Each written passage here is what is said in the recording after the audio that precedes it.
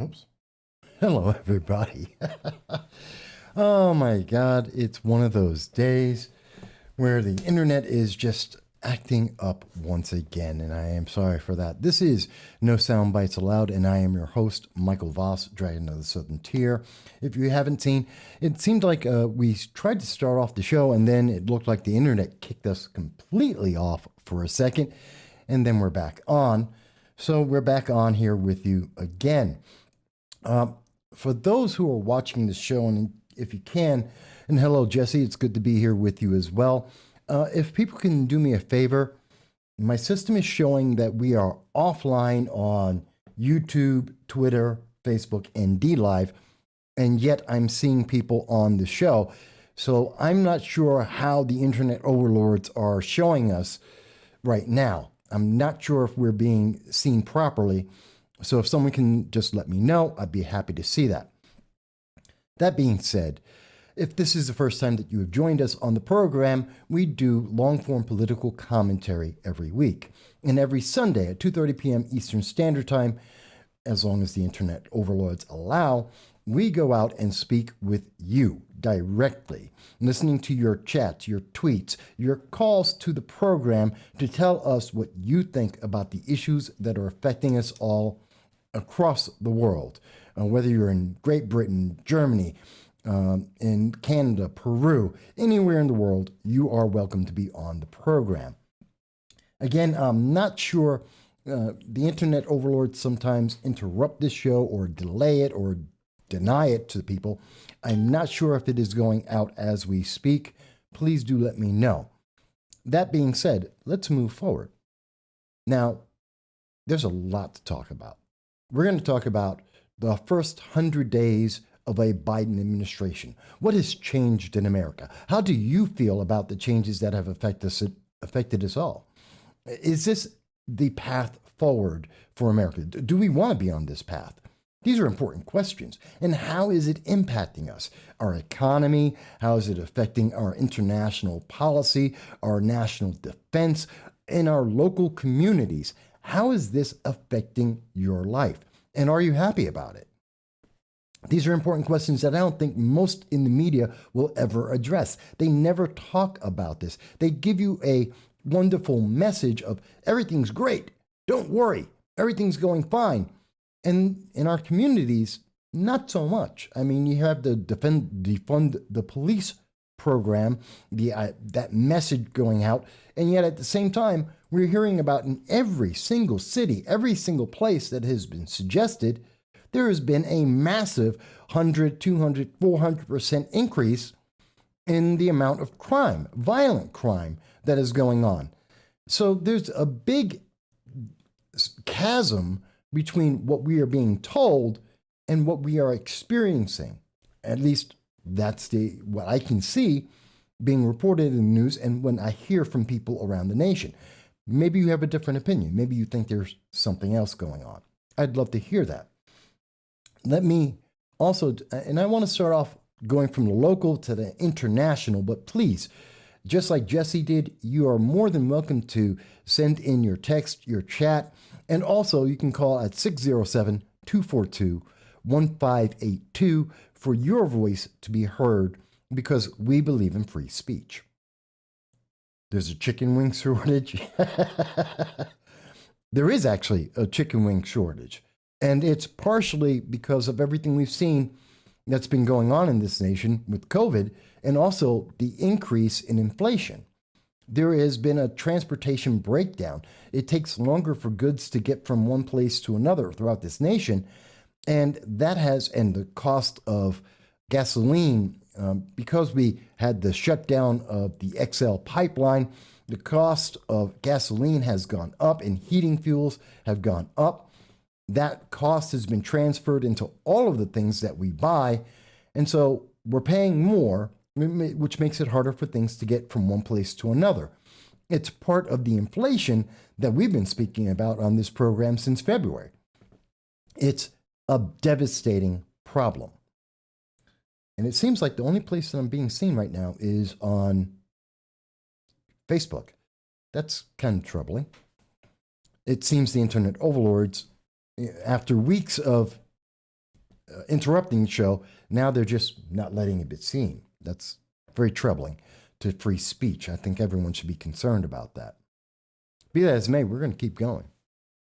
And like I said, I want to talk about something going from the local to the national, but of course, at any point in time, I'm listening to your voices. I want to hear what you have to say.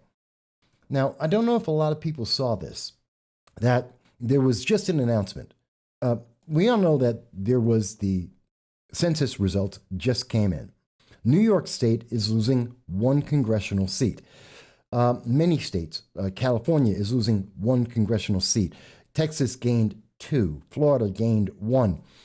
And that's very much because Joe Biden changed the rules.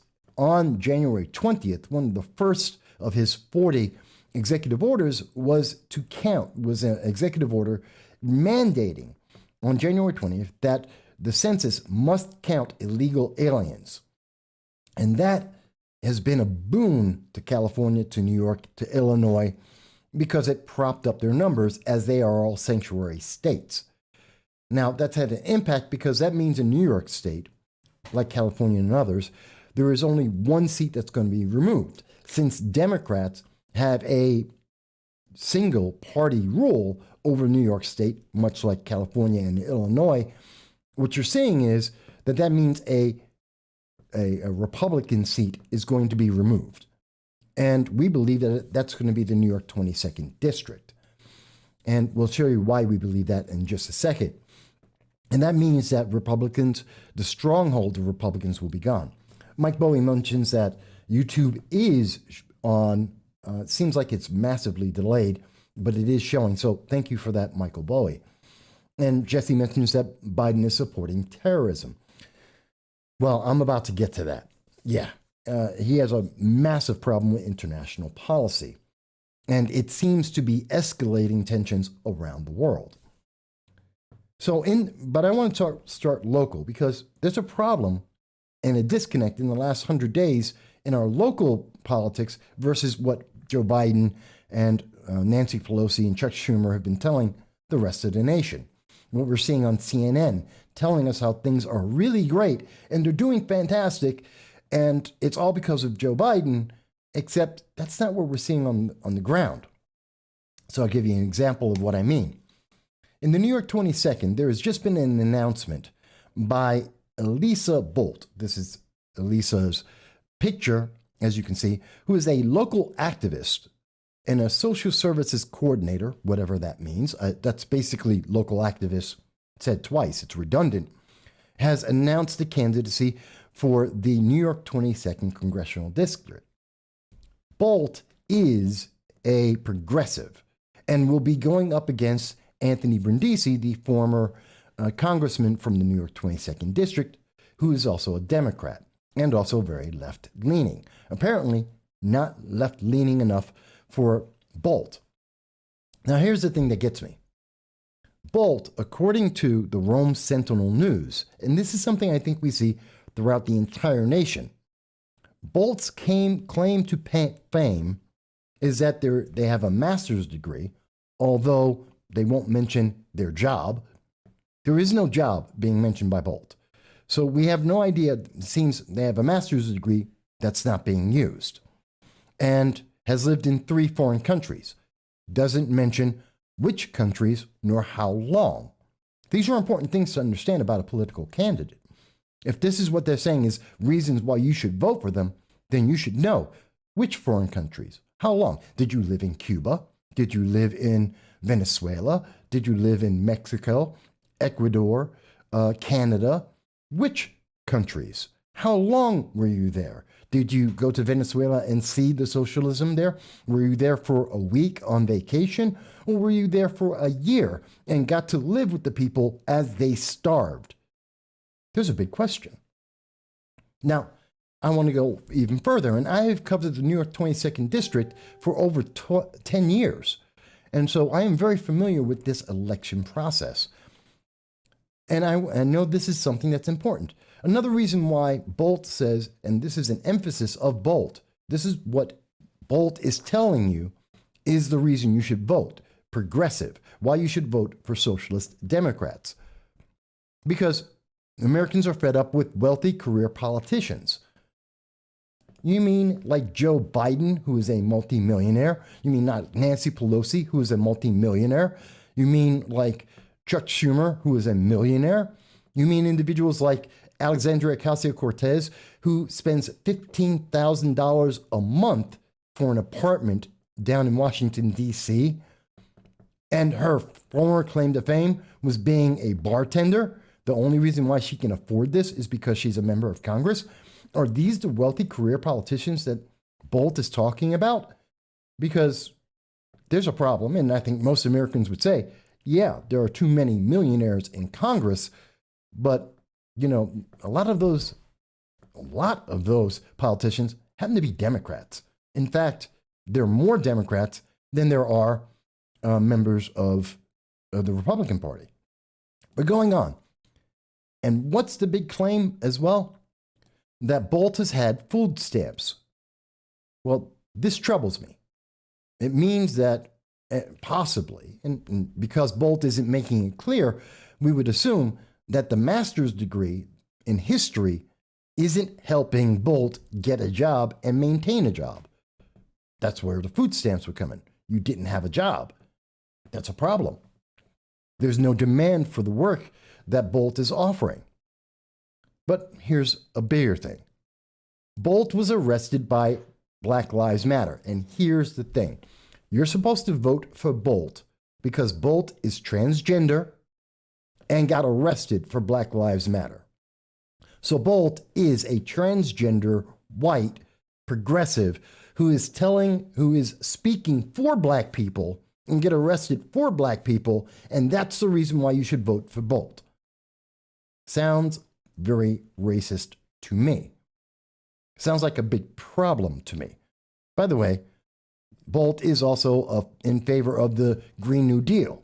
If you remember, the Green New Deal is an idea from Alexandria Ocasio-Cortez that says that we need to build a train going from the United States to Hawaii, a couple thousand miles over the ocean, and to get rid of planes. This is what is being asked for. And again, I'm not making it up that the reason why Bolt wants you to vote for them is they are a progressive, gay, transgender Democrat. Wow, that's pretty impressive. This is the example of what we've seen in the last 100 days under the Biden administration. An increase in gender and identity politics. Not reasons to vote. Not that, we're going to transform America, we're going to lower taxes, we're going to improve business. No, it's defund the police. It's, if you don't agree with us, we will protest violently and destroy your communities. You have no choice. And if you say anything against someone, well, if they happen to be trans, well, then it's because you're a transphobe or you're a racist. Rather than violent protests, I don't agree with them. And I don't believe in the Green New Deal because I think it's stupid to put a train from the United States to Hawaii over the Pacific Ocean. I think that's dumb and not realistic. But I want you to understand. Now, Bolt made a very clear statement that one of the reasons you should vote for Bolt is because they were arrested. They were arrested, as you can see here from Channel 2 News in the Rome area. They were arrested because they were resisting arrest. There was a altercation, a violent protest that the police were trying to stop, and Bolt got arrested for that. And that's the reason why you should vote for them. And Bolt is a member of the Utica abolitionists. Now you may say, what is that group? Who are they? They didn't exist before August of 2020. Bolt is so confirmed and so interested, and progressives are so involved that they created a brand new group on August 2020 that only 100 people are following, no one is interested in. And their biggest thing that they want you to know is that on September, this is their pinned tweet. This is their message to you. They want to abolish the police, okay? That's in their description. They want to get rid of the police and they want you to give them money. Those are the two things they want you to know. This is what Bolt is a member of. This is what Bolt represents. Abolishing the police, which we have seen in every city across the nation over the last 9 months, has only resulted in more violent crime in the nation. And that's a reason why you should vote for Bolt. And you should give Bolt money, because that's the number one thing this organization wants you to think of. And by the way, they haven't said anything else since November 17th. They haven't said anything to anyone. I'm showing you exactly what's on their page. They stopped speaking because they were there to get the election. They wanted you to vote Democrat. And once you did, they stopped speaking. They stopped everything. And if you're wondering how much money they raised, $345. That's it. And they stopped taking money. So the one thing they want you to know is give us money, except you can't give them money, and they won't tell you why you should give them money. Like many of the BLM organizations and the Antifa organizations across this nation, they're not telling you what they're going to do with the money. They're not telling you what that money is for or how it would help the community. They're just saying, give us money. And by the way, we're going to get rid of the police and we're going to be part of violent protests. But don't worry, because we're transgender, we're progressive, so you should vote for us. Let me ask you guys, does that trouble you at all? Does that make you concerned at all? Is this a troubling trend we're seeing in the 100 days of Joe Biden's administration? And I see there's a couple of comments here from Jim Zecca. By the way, Jim lives in Utica. Jim says the Trump effect helped one Republican beat 22 other candidates in Texas last night. And that's the reaction in part of the nation. He hopes that Bolt will be getting the working family party line and that would take away the vote from Brindisi. But I don't see a reason to vote for this candidate. I don't see this candidate actually offering anything positive for the community. Where's the benefit to the community? Having less police, which means that it's going to take more time for the police to come to every 911 call. When you need the police to protect you, there are fewer of them, so it will take them longer to get to you to help save your life, to help save your family, to help save your property, your business. Does that seem like a good idea to you? Does that seem like it's going to help your life? Or is it going to make it harder? Is it going to make it worse? Once the Bolt and the progressives want you to give them money, but won't tell you why. They won't tell you what they're going to use it for. And they can't name a program that is actually helping people. You know, this is a problem. Now, Juan mentions Mike, the race shows the worst of the Democratic Party, a very weak liberal pretending to be a moderate and a left-wing commie. Dow mentions that calls to abolish the police. Not once do they call for less gun regulation, increasing Second Amendment positive legislation to increase community participation in self-defense. Jesse mentions that they only appoint candidates that fit their benefit. Or their Benetton ad, excuse me. And here's the thing. I'm not saying that Bolt can't run. I'm not saying that at all. I'm not saying that Democrats shouldn't choose between Anthony Brindisi and Bolt. I know Anthony Brindisi for, 9 years now, and I can understand why there are Democrats and progressives who would say, you know what, he's too wishy-washy, he's too much of a sitting on the fence, do nothing. He had no value to the Democratic Party, which is why he lost. I understand why people would be upset with him, but I don't know that getting more progressive in New York State is the answer. I don't know how creating more unions, getting rid of our police departments, and increasing taxes on the average citizen, I don't know how it's going to help us. And I don't think that someone bragging about the fact that they were part of a violent protest and got arrested for it because they were even more violent. Think about it. to get arrested, you had to be more violent than the violent protests ongoing. Only 3 people were arrested in the October Utica riot. 3. So you had to be, out of 200 people who were in a riot in Utica, you had to stand out and be so violent that the police said, yeah, you have to be arrested because you stand out. You are more than everyone else in this violent protest. You have to be arrested.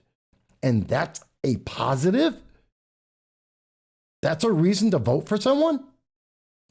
I mean, maybe I'm wrong, maybe I'm misunderstanding, and the lines are open. Please, I would love to hear from any of the progressives that watch this program, any of the liberal Democrats that watch this, anyone, as a matter of fact. Please explain to me why being a person who stands out in a violent protest to be arrested, that's a positive for an elected official, that says to you, this is someone I want on my side because they're willing to break the law. And I should make them a legislator because they break the law. And I can tell you that around this nation, this is a trend. We are seeing this in California, in Illinois, in Washington, D.C. We're seeing this in all of the Democratic strongholds. This is a problem. And I don't believe that someone who actively joins a violent protest and is even more violent than the rest of the crowd is a positive indication of why you should vote for someone. Not that they protested. Please understand, everyone has the right to protest. It is America. You like butter pecan more than vanilla ice cream? Fantastic. And you want to protest vanilla ice cream? Go out there and protest your heart out. But the moment it becomes violent, it is no longer a protest, it is a riot. And that is a crime. And that is not in the best interest of anyone in America. And if that is not a reason why we should vote for someone, because they were more violent than a violent protest. I don't know how many times I can say that. I can see that Jim says that I think it's a good thing for the Democrats running these people as they will be exposed during debates. Mike, you need to come on to Utica Talk of the Town and talk about it. By the way, Talk of the Town in Utica, which is channel 100.7 FM, is a great channel. I know Jay and Rocco. They are great newsmen, and they do a talk news program, and I think they're fantastic. And I'm always happy to speak with them and to be on the program. I think this is insane, though. This has got to be the worst candidate I've ever seen for the New York 22, but it is an example of what is happening in our nation right now, which is why I'm emphasizing this. This is what's happening in your local community.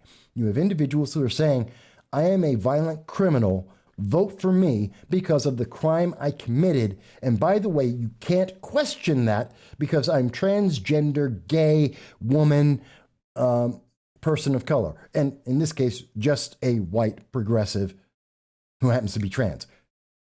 These are not reasons. Those are descriptions. They have nothing to do with the ability to pass law and to be an advocate for the people or to represent the people. If you think I am wrong, I am open to hear your comment, either to type in a comment or to call into the program and tell me, Mike, no, violent criminals are the best choice for a politician. Please, I want to understand that reasoning. I want to understand the Democratic Socialists, and especially Democratic Socialists of America, and the other socialists and progressives in the Democratic Party. I want to understand why they think being a violent criminal is a positive kind of thing. And let me make sure I get it right. Bolt was arrested. As far as I can see, the trial has not happened and has not been convicted. And in the United States, they do have the right to be presumed innocent, although they have admitted themselves, Bolt admits themselves, that they were arrested, that they were at this event, and that they were protesting. I'm just using deductive reasoning. Of course, a court of law may find me to be incorrect. I just want to put that out there legally. But I look at this and then I have to look at Bolt is talking about this. You have these progressives who are out there saying, hey, pay attention to the crime I'm committing, vote for me. Otherwise, you are a racist, sexist, homophobe, blah, blah, blah, an ist and a phobe. But you know what they're not saying? How about saying that Vice President Harris needs to go to our southern border? That Vice President Harris, who is put in charge of our southern border, as well as human rights and pretty much everything that's going on in our nation, as less and less work is being done by Joe Biden, Harris hasn't been to the border. 100 days. There's a crisis. 315,000 people have been illegally trying to enter America. There are over 16,000 children who are being abused, sent on 1,000-mile trips. And Harris has nothing to say about it, has not gone to the border, has not made it better. The kids are in cages. We have seen the cages. We have seen our members of Congress go down and show us video, live stream of the cages these kids are in. And Harris has nothing to say about it and won't even go and look for herself. And now she's in charge of our National Space Council. She's taking on more and more responsibility, even though she hasn't done anything with the responsibility she has already. And Bolt and the rest of the progressives and the Democrats won't call her out for that? How are we supposed to get a better nation? How is the crisis, and it is a crisis because Joe Biden said so, even though the White House said Joe Biden doesn't know the White House policy. You don't believe me? Look back last week, Saturday.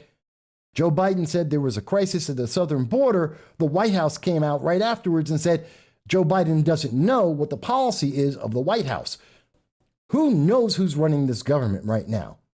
It doesn't seem to be Joe Biden, but it also seems like it isn't Harris because Kamala Harris hasn't done anything. She's talking about getting control of our space, NASA and our Space Council. She can't even forget about getting to the moon. She can't get to the southern border. Am I wrong about this, folks? Jesse mentions it's a joke. A President Harris would be even more of a joke, and Joe Biden has said that himself. And that's true. But I mean, I want you to understand, these things are affecting us. Now, you may say, Mike, well, that's just in New York State. And we have examples, and there are examples of that in California, in Illinois. Look at everyone, Michigan. Look at all of the Democratic strongholds. You will find these examples cropping up. Progressives are taking the opportunity, using BLM and Antifa and their violent tactics, their protests, their autonomous zones, which are by definition treason. These are treasonous zones. These are examples of the very insurrection the Democrats say they're against. These are Democratic or progressive insurrection zones. They are crimes. They are breaking the law. They have violated the laws of the federal, state, and local laws in our nation, like the George Floyd Square, like Portland, like Seattle, like what's been attempted in Atlanta and Austin, throughout this nation.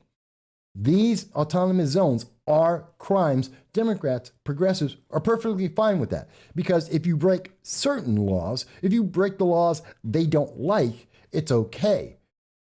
Let me ask you, do you want to elect people, and should we have people in elected office who are okay with breaking certain laws that benefit them and enforce other laws and make you subject to those other laws? Doesn't that seem a bit duplicitous?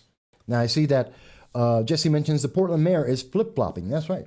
He's crying for help to stop. That's Ted Wheeler.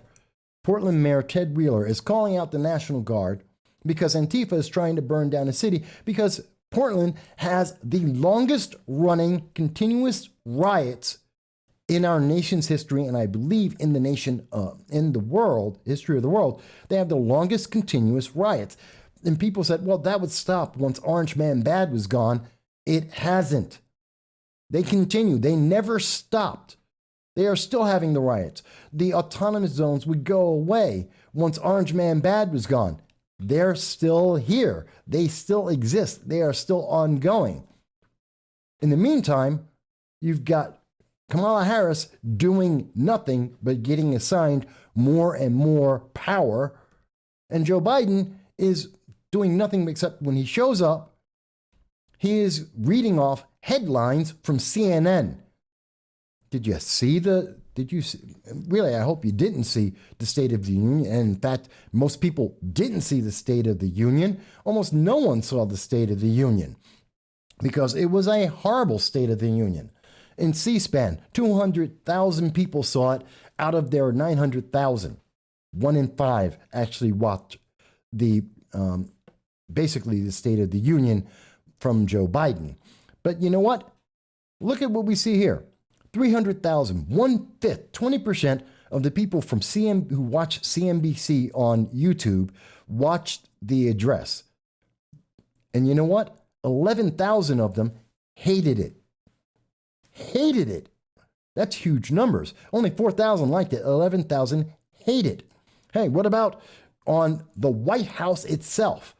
The White House site itself, on which showed the joint address of Congress, or the State of the Union, essentially, showed that there were 68,000 people. I'm rounding up. 68,000 out of the 1.9 million people who follow the White House on YouTube watch this. Those are all political junkies. These are people who pay attention to everything in politics only. We're talking about 2 million people, 68,000 actually were interested in hearing what Joe Biden had to say and watched him repeat the headlines from CNN, which is why there were only 822 people who actually liked what they heard, the repeat of the CNN headlines, and 10,000 people hated it. And this is from someone who supposedly was popular. Somebody who, according to the initial reports we were being told, 85% of viewers were approved of Biden's joint session address to the nation.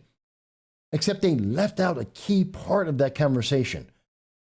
85% of the people who watched it not on cable, but just on regular TV, people who watched this, which happened to be about as many people who watch the Oscars, that this was an abysmal number, 26,000 people, 26 million people. For a person who got 81 million votes, we are told, 81 million votes, is told that the most popular president that has ever existed couldn't get more than a quarter of the people who voted, who we were told voted for him, to actually watch him. And in all of the media that we can find, as I'm showing you, there's 4-1, 10-1, the number of people who hated what he had to say than actually liked it. Because he was talking about the same kind of progressive ideology as we see from Lisa Volt.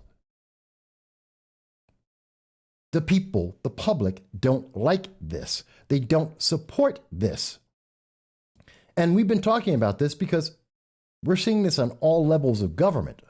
We're seeing this at the local level, like in our school boards, where kids are being indoctrinated. And I know you might think, well, Mike, you're talking about the indoctrination of college students like we have spoken about before. But no, this is our elementary school students. We have individuals who are going out, members of BLM, of PLOT, Progressive Leaders of Tomorrow, Citizen Action of New York, Binghamton City Democratic Committee members who have gone out and have used mind-altering drugs to enable themselves to get progressive candidates onto ballots. That is a fact. That is not a question. That is not a supposition. That is not me guessing. There is exact video, and I can show you the timestamps of that video of that live stream. It's not even, there's no edit, it's live streamed. And I can show you the exact minutes that these organizations were taking advantage of American citizens who cannot consent because they were on the influence of mind-altering drugs to use that to their advantage for their political benefit to be able to get candidates onto a ballot so that they can teach our kids how to be able to have violent protests and to call people racists. And this is what we want. Let me ask you, is that what you want for your kids? Is that what you want for the next generation? That they should be taught to be racist against people based on the color of their skin? Because that is what racism is. And that is when you tell white people to apologize for being born white. When you are judging people because of the color of their skin, like saying that white people are inherently evil, that is a racist statement. That is judging a group of people based on the color of their skin. And if you tell me that that was bad in the 60s and 50s when it happened to black people, it is still just as bad when you hear that being said about white people. Because racism is racism. It's the prejudice against people based on the color of their skin from the way they were born. But this is a good thing, according to individuals in the Progressive Party and from Kamala Harris and from Joe Biden. Doesn't that terrify people? And by the way, I have challenged this.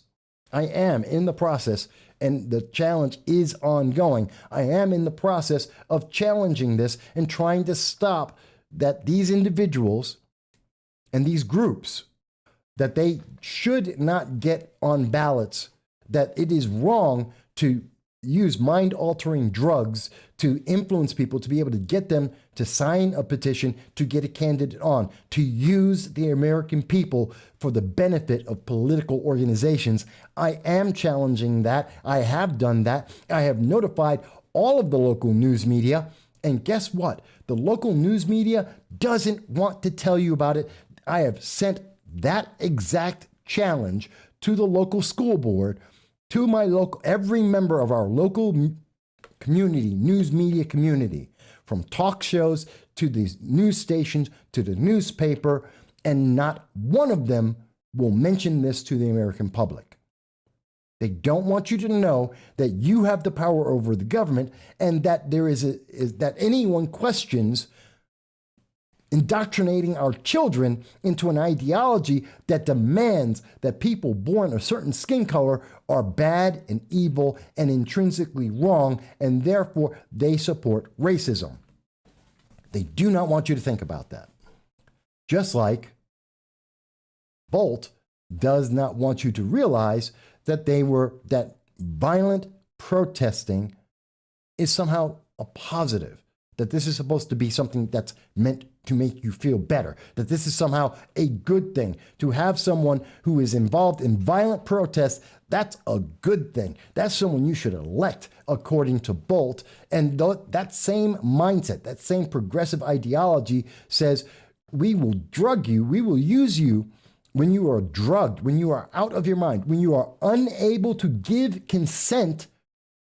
We will use that to our political advantage. That's what BLM and Plot have done. Doesn't that put a chill in your spine? Does that not terrify you about what the future of America looks like? Because in 10 years, the kids who are being taught that there should be no police, that you should be violent and protest when you don't like something, and that you should elect people who are violent and protest, and that you should have a racist ideology against certain people. They're being taught that, and in 10 years, they're going to be voting. Those 8-year-olds will become voters, and gee, who's going to take advantage of that? This is the future of America, folks. Jim mentions that they are trying to get a progressive on our Utica school board this month who supports teaching critical race theory in schools. That's what's happening in Binghamton. That's what's happening across this nation. I'm telling you a local story. This is happening across the nation. That they are willing to say, they are willing to use violent tactics and drugged individuals who could not give consent. They are using them so that they can push an ideology that will hurt you. Think about it. And these are the same people who scream about Me Too. That women, that you know means no. That someone has to give an affirmative consent. You have to say yes. That is the only positive consent. That they are saying Me Too. And you know what? They are, these very same people who say consent is absolutely important, they are saying that consent is absolutely not necessary to be able to get a candidate onto an election. And that having people who are drugged, well, that's okay. Even though they can't give consent by law, they're saying, nope, that's okay. Because it gives us power. Folks, are you not terrified? And let me say it again. If you think I am wrong, and I know that the internet gods hate this conversation because they are trying to block this as hard as they can right now. I can see it on our system. But let me ask you, if you think I'm wrong, if I have misrepresented it, if you believe I am misrepresenting this story, please call in 607-242-1582 and tell me how I am misunderstanding these facts. Facts that are recorded by news media that have been on live stream video, the words of these people themselves. If you think I am misunderstanding it, then please call in and say, Mike, you just don't understand.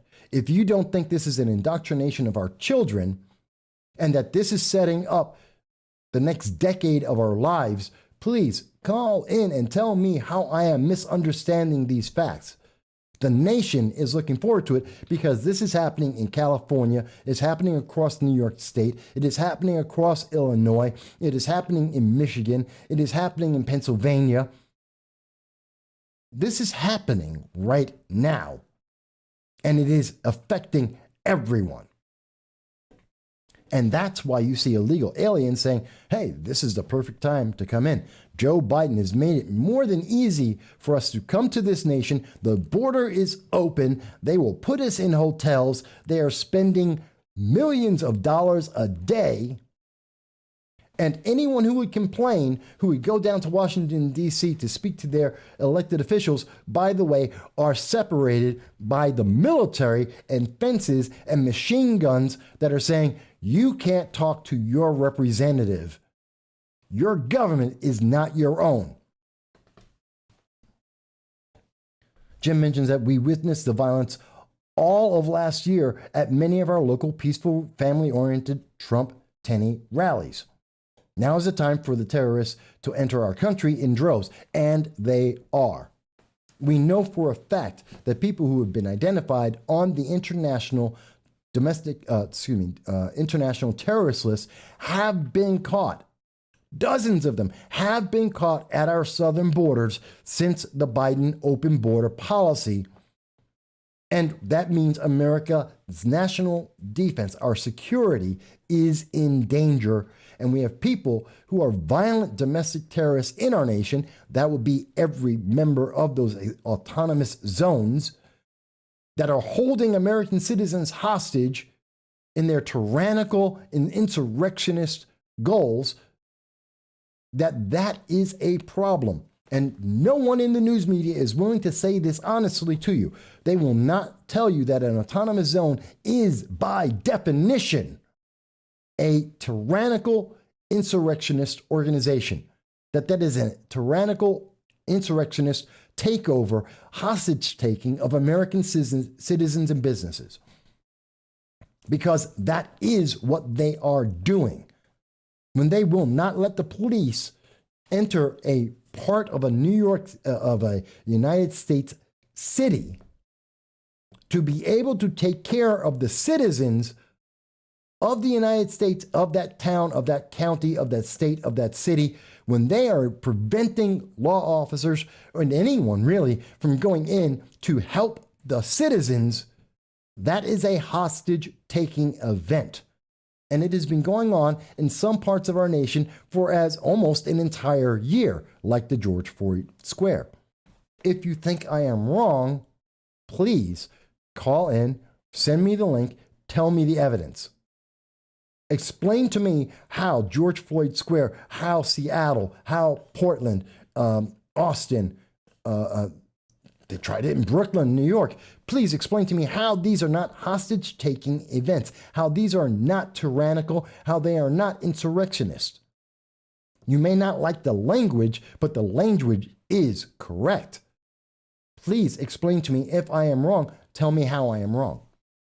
And I know the internet is making it hard for you to understand, to see that, because they don't want you to hear this. They don't want you to consider that this is a problem.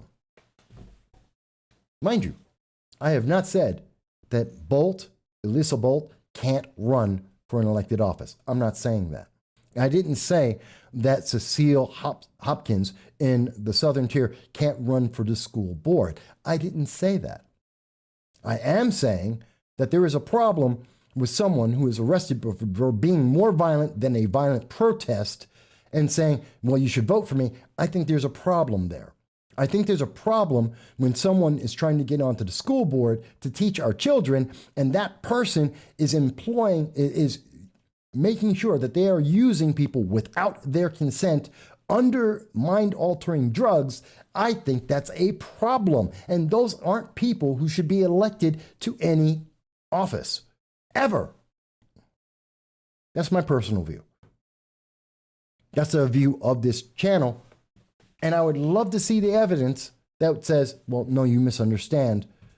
That's okay. That it's all right to get people elected without the consent of people, to use American citizens for political benefit. Please explain that to me. Please make that clear. And if you're going to tell me, well, it's BLM, and if you don't agree, you're racist, I'm sorry, I reject that story. That's stupid. That isn't an argument. That's feelings. You're just trying to silence people, which I will not be silenced. You cannot tell me as a black man that I'm not interested in black lives, which would mean my own life, my brothers, my sisters, my mother. You can't tell me that. That is a lie. That is stupid. That is ignorant. You know what that is? That's calling Tim Scott, Senator Tim Scott, Uncle Tim, which we saw progressives were more than happy to do on the internet. They were more than happy to run around screaming, Uncle Tim, Uncle Tim. Yeah, they were using Uncle Tom. They were using language, racist, incendiary statements from the progressives and from the left to attack a black man while saying that they're there to speak for black people. I tend to think not. And we know that these people are a problem. And when I say that this is not, it's not limited to Tim Scott. It's not limited to Broome County or to Utica and Oneida County, the New York 22nd District. If you think I'm misunderstanding the national impact of this, well, let's go to, just came out yesterday, April 29th, from ABC News, which is left-leaning. And they report that a Trump supporter, that they infiltrated, they have evidence of infiltrating the Antifa group in Sonoma County, California. And you know what these people were saying? Here it is. Their group leader is saying, it's May Day, baby. Come out and take something over with us. I don't know. Cursing, I don't know. The member says, let's kill people. The group leader responds, let's kill some cops. The member says, yeah. So they're not even waiting for their local communities to defund the police, which the American people have overwhelmingly said they do not want to see happen because they see violence happening every time politicians force this on the American people. These guys are not even waiting for that. They just want to go out and kill people, and they want to kill cops. I'm sorry, there is a problem here. And these are the people that want to get elected to teach your children and to be part of Congress. Can you imagine that? That they're out there And they're saying, and by the way, and they're hiding this, because if you look at what they're saying, they are actively, and their leader of this online group states that Dead Noise at ABC7 is asking about the SRA, their organization, to firmly restate our position. Nobody, myself included, should cooperate with the press or cops. They are actively hiding from you. They know that if you were to hear the truth, if you were to hear people tell you exactly what they are trying to do, that you as a person, as a member of your local community, of the United States, you would say no. If someone were honest enough to tell you, hey, these leftist progressives, these socialists, are willing to use violence against you, that they will terrorize you, that they will take over your homes and hold you hostage, if anyone is actually honest with you, that you would say, I do not support that. And they know it. So they don't want to tell you that. And they will hide this from you as much as they can. And they will use their friends and members of the press to hide it from you as much as they can. They will use the internet overlords to use this against you. When Uncle Tim was circulating, it circulated on Twitter for 12 hours. It was one of the top searched and top mentions on Twitter for 12 hours before Twitter said, hey, someone might think that's racist. Let's take it down. It took 12 hours of backlash of people saying this is blatantly racist, of saying that the progressives were being blatantly, abhorrently racist. And only after 12 hours, then all of a sudden, Twitter goes, they might have a point. Let's pull that. My God, people, isn't that terrifying? Let me go back to some of the comments here. Hot Chicks, hey Hot Chicks, mentions that make medical marijuana illegal and legalize recreational use only. That's one idea. Some people like it, some people don't. Ascidian, there's a new person commenting, Ascidian, hello Ascidian, says BLM Antifa has melded its Marxism with identity politics, such as racial or gender grievance, and this has produced a kind of identity socialism. I can't say that I'm wrong. I disagree with you, Ascidian. I think they have. Hot Chicks mentions, I call him Uncle Scott. You know what? That's one thing. I don't think that's so bad, but when you're saying Uncle Tim, referencing Uncle Tom, and you're using racist language to back up the violence that we have seen in cities like Utica, Rochester, New York City, dozens of cities around the nation, most of them not mentioned on national news, yeah, I think there's a problem. Mavis mentions, leftists are the biggest racists ever, and the worst part is most of them don't even see how racist they are. Well, I mean, it was, what did, and I want to find, because Senator Scott mentioned this directly himself. And I want to show you his words for a second. This is Senator Tim Scott, and he says, as reported by the Daily Mail in the United Kingdom, and if they look a certain way, they're an oppressor. He's talking about how progressives, like the people at the Binghamton School Board, the candidates for the progressive candidates for the school board in Binghamton, New York, they are teaching kids that certain skin colors are bad. And Senator Scott says to that, and if they look a certain way, they're an oppressor. From colleges to corporations to our culture, people are making money and gaining power by pretending we haven't made any progress. This is true.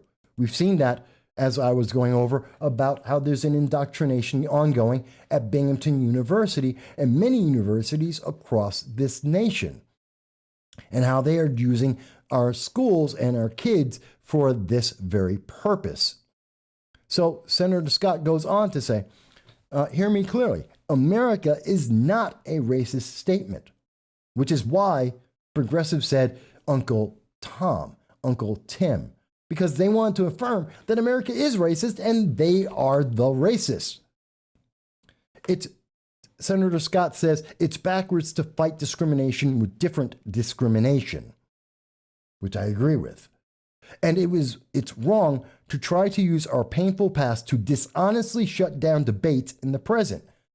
Like every time they scream at you and say, well, you're a racist. I don't have to listen, you're a racist. You don't agree with me, you're a racist. You're a homophobe, you're an ist, you're a phobe. I don't have to listen because blah, blah, blah. Basically sticking their fingers in their ears, saying, I'm not listening. Because if they do listen, you have to have a question. People are going to have a question and say, something of what you're saying isn't making any sense whatsoever.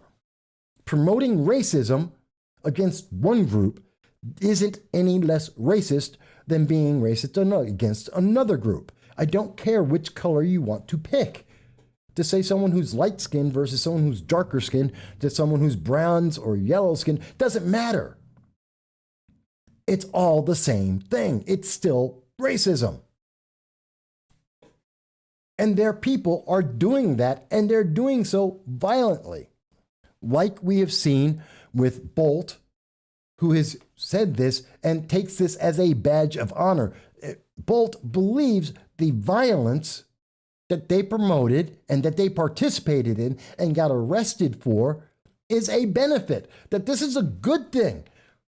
They think that this is a reason why you should vote for them because they participated and were more violent than even violent protesters. That they think that these kinds of mentalities from BLM, from Progressive Leaders of Tomorrow, otherwise known as PLOT, from Citizen Action, they believe that using you against your consent is a perfectly good thing as long as they get power and they get to teach your kids about racist ideology, their racist ideology. I'm telling you, I think it's terrifying. And again, if you think I am wrong, please, the phone line is open, 607-242-1582. You can text in like Mavis, like Jesse, like Hot Chicks, like Dal. You can, please, like Ascidian, who I haven't seen before, and I'm glad to see more people watching the program. Let me go on. Mavis mentions that if Black Americans think these white allies are on their side, they should come out as conservatives. The leftists will go from allies to racists in 10 seconds flat, which is an absolute truth. If you are not a Democrat or a socialist, as someone of color, watch.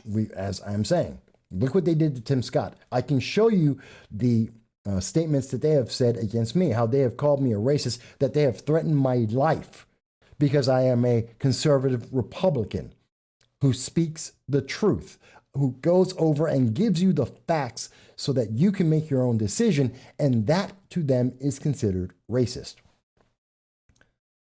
Hot Chicks mentions that she was making fun of the makers here. Dow mentions projection is strong with the propagandist progressives, and I agree. Becca mentions that maybe there's a reason why Twitter stock is dropping. There's a lot of reasons why it's dropping, in particular that it promotes racism, socialism, that it promotes censorship and wants to destroy the First Amendment, and that it's power hungry, in my opinion.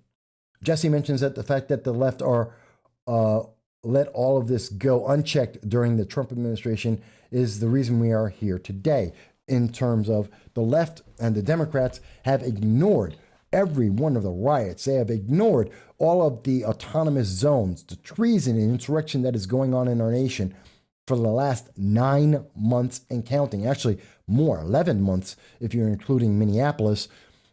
They ignore it. They say it doesn't happen. It doesn't exist. Even as we have proof from the news media, as I just showed you from the left-leaning news media, when they are saying, when these left-leaning socialist groups are saying that they want to kill police. They are saying they want to kill people.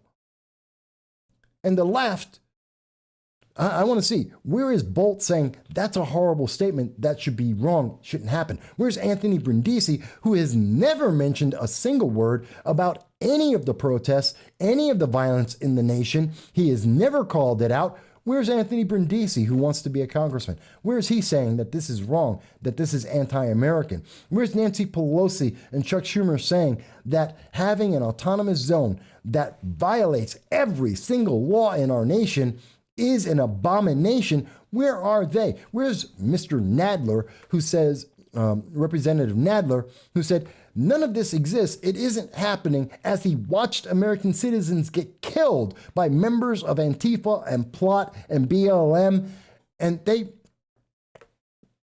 he says it didn't happen. Even as we have an autonomous zone in Minneapolis right now where a black man died. Let us not forget that this year a black man died in the George Floyd autonomous zone. That's how vile, evil, and anti-law. This is what happens when you have no police and the police aren't there to protect the citizens, and these rampant thugs run around using their force to instill their rules, and people die. And that is a fact. I want to hear the progressives come out and tell me why I'm wrong. I would love to hear Bolt tell me how I misunderstand that and how that is not repugnant. I want to hear Anthony Brindisi tell me that that is not repugnant and it didn't exist.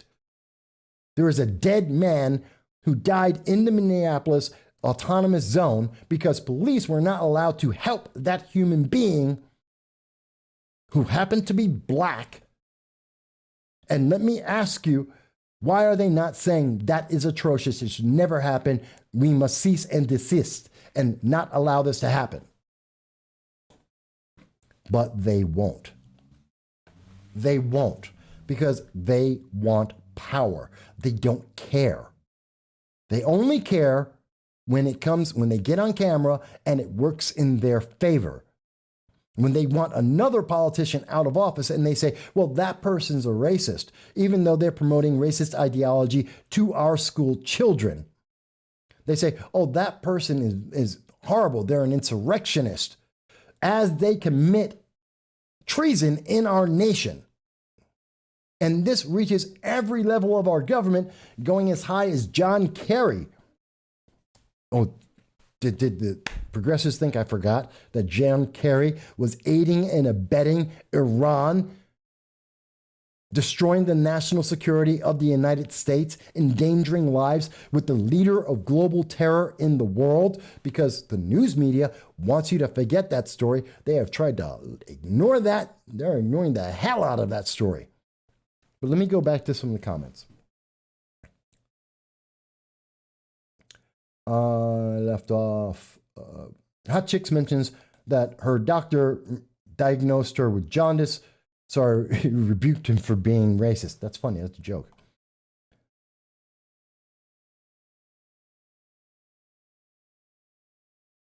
Yeah. Jesse mentions, where's the outcry in the nation? Will you teach me? Hello. Good to see you again, Shauna. If being considered a racist means judging a person on the content of their character, not the color of their skin, then MLK and a lot of others are racist too. It's absurd. It is absurd because it isn't. Racism is agree with the people in power, this power group, this quasi-political group who wants your money but won't tell you what they will use it for, even as their leaders, Patrice Cullors, is out buying multi-million-dollar homes. And guess what? Show me the programs that BLM has been doing in communities around this nation with the money. They have received billions of dollars. In my local community, they have gotten tens of thousands of dollars.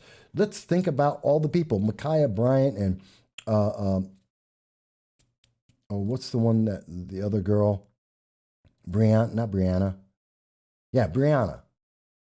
And they got millions, tens of millions of dollars. None of that money has gone to her family. Where is this money going? They won't tell you. What programs are they doing in the community? They won't tell you, but they will have a protest on a regular basis to tell you need to give them more money, need to give them more power, you need to submit to their will more, but they won't tell you anything. And this is in the first 100 days of the Biden administration. He has promoted this. He thinks this is a positive thing. He thinks this is important. He has yet to denounce any autonomous zones in the United States. He has yet to denounce the riots that are costing people's lives, both in terms of their physical lives, their property, their businesses. It's destroying communities. He has yet to say anything against it. In fact, he doesn't want to acknowledge it. When he spoke to the nation and to Congress, he didn't mention the southern border crisis, our open borders, that is contributing to child abuse.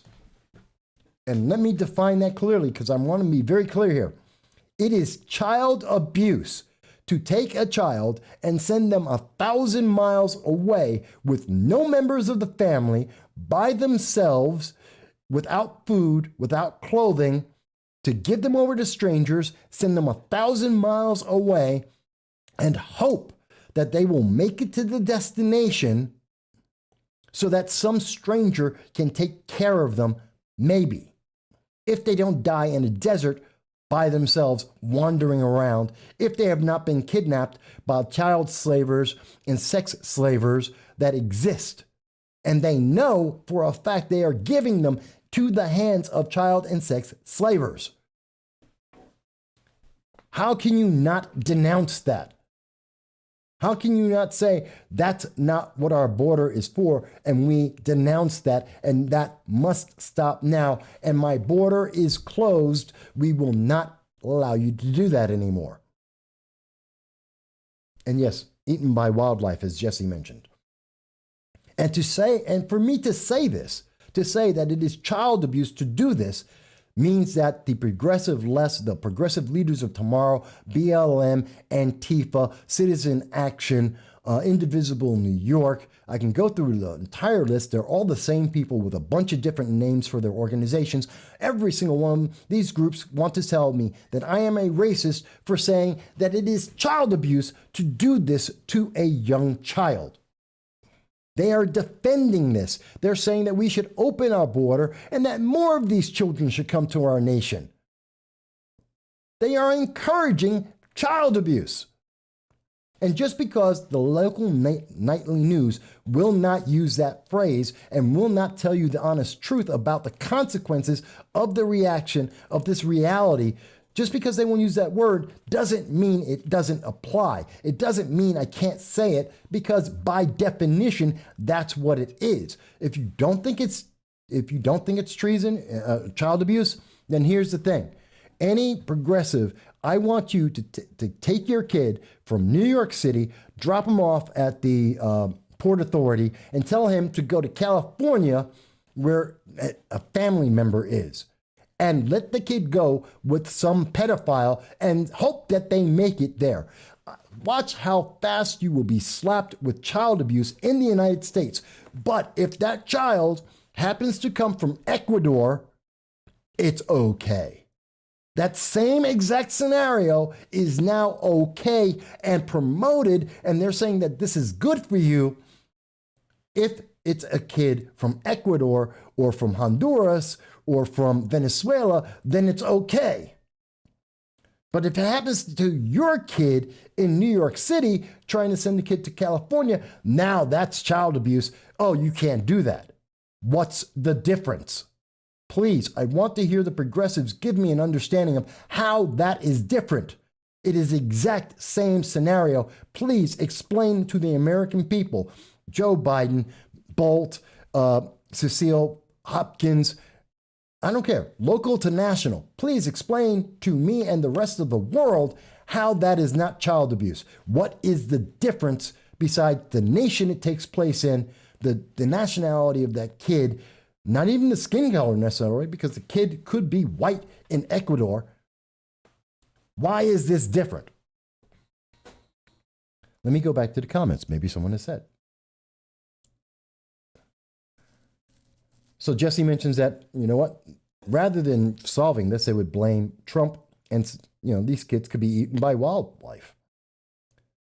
Shannon, will you teach me, agrees with me on this point. Mavis mentions that their rebuttal would be the fact that Biden promised to fix everything. He's fixing it. As I mentioned earlier, we know for a fact that it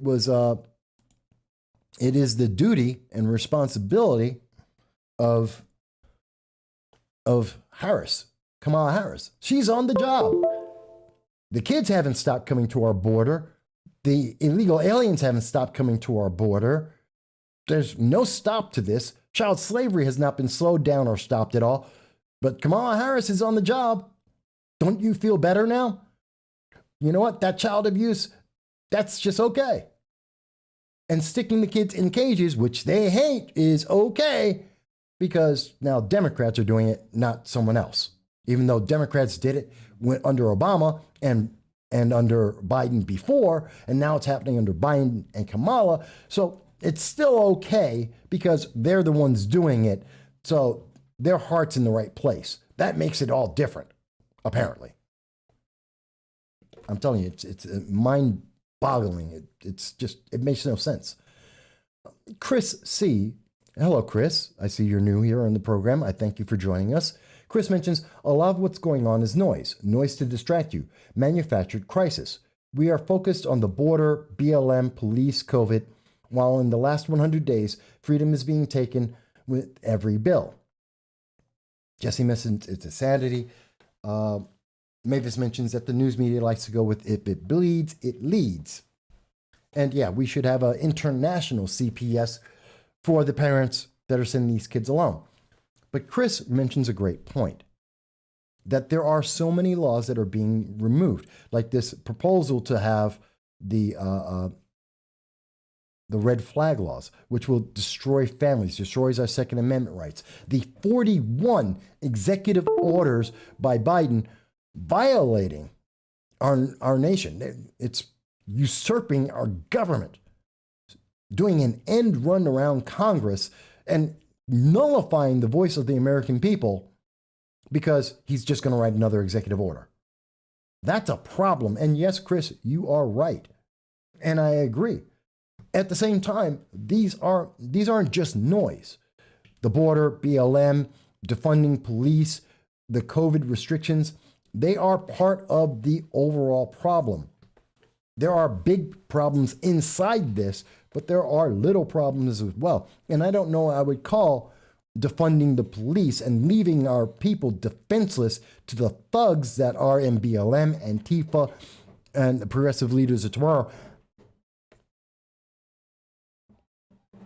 Sorry. Got a distraction here. Sorry. Something was happening with my puppy. But this is a problem, folks.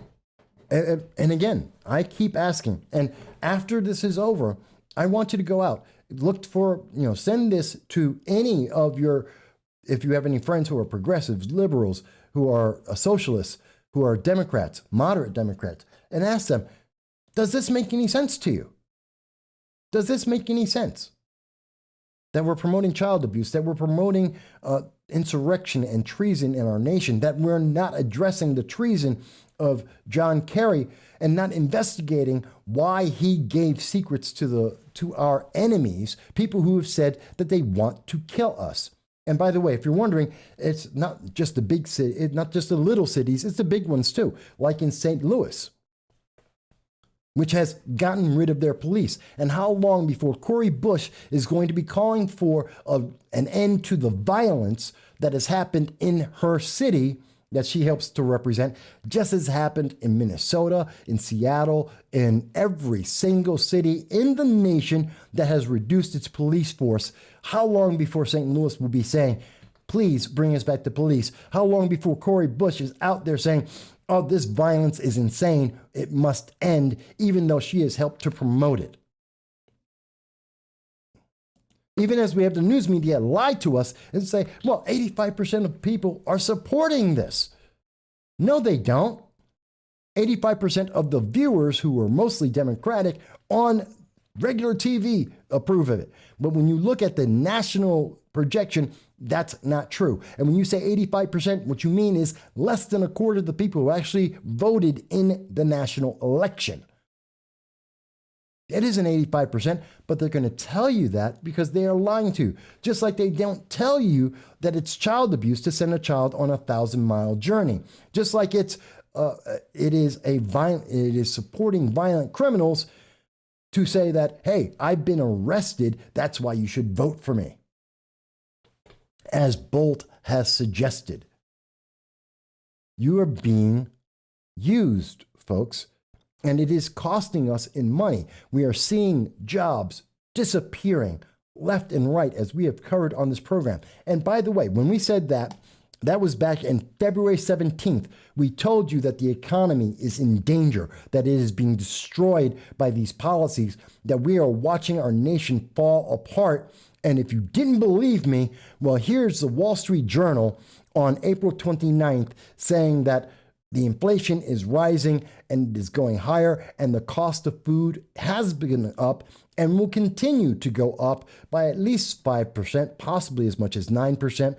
We have the Federal Reserve, as reported by the Denver Channel 7, ABC News reporting, the Federal Reserve wants for the costs to go higher for Americans, that inflation is a good thing, and they want more inflation in this nation, and it may be as high as 5% higher than normal inflation, and they are looking forward to it, and they're trying to tell you that it's a good thing, that inflation, that things will cost more, is going to be good for you. That we have Warren Buffett, who is now mentioning, Warren Buffett on May 1st said that we are seeing substantial inflation, and that he, Berkshire Hathaway, are raising their prices, and all businesses are raising their prices. Things cost more. The economy is falling apart. It is bad for you. Everything is going to cost more. They are raising it up as they are raising more taxes, and fewer businesses can actually survive. And we told you this back in February. Warren Buffett's telling you today in May. I told you in February, and everyone, the news media didn't tell you a word of this, even though it was obvious on February 17th, and now in February, because Warren Buffett is willing to say it, now they're saying it too. I'm telling you, folks, you are being used. They are hiding the facts and the truth from you. That is my opinion. Let me go back to some of the comments, because I know there was a lot of them. So, Dow mentions that there are a few reasons not to denounce the behavior of child abuse that we're seeing in the nation, of the tyranny and treason and the abuse of people, of American citizens. One is complicit, that they are complicit with these abuses. These kids in their vulnerable groups are to be used by our leaders. And you know what? That's possible. I mean, how many child sex stings were done under the Trump administration? I mean, we're seeing it monthly, if not at point weekly, seeing that these rings were being destroyed, that individuals were being brought in, the very biggest of the big were being brought in, Epstein Island were being identified, and now you haven't heard a word about that. And children are disappearing.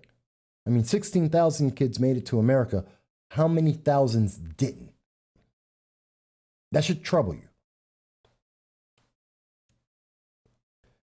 Jesse mentions that he's appalled about what's going on with Iran, which I will be getting to in a little more detail in just a moment. Yes, and he mentions that the world is salivating at the weakness of America. Yeah, because we've been, you know who's told us we're weak? Well, so far, Russia, China, North Korea, they're all lining up.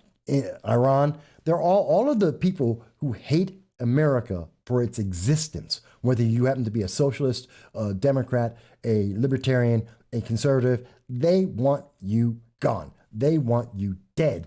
And all of these nations have all said the same thing under the last 100 days. The Biden administration, each of them have come out and said, America is now weak and cannot do anything, and we aren't listening.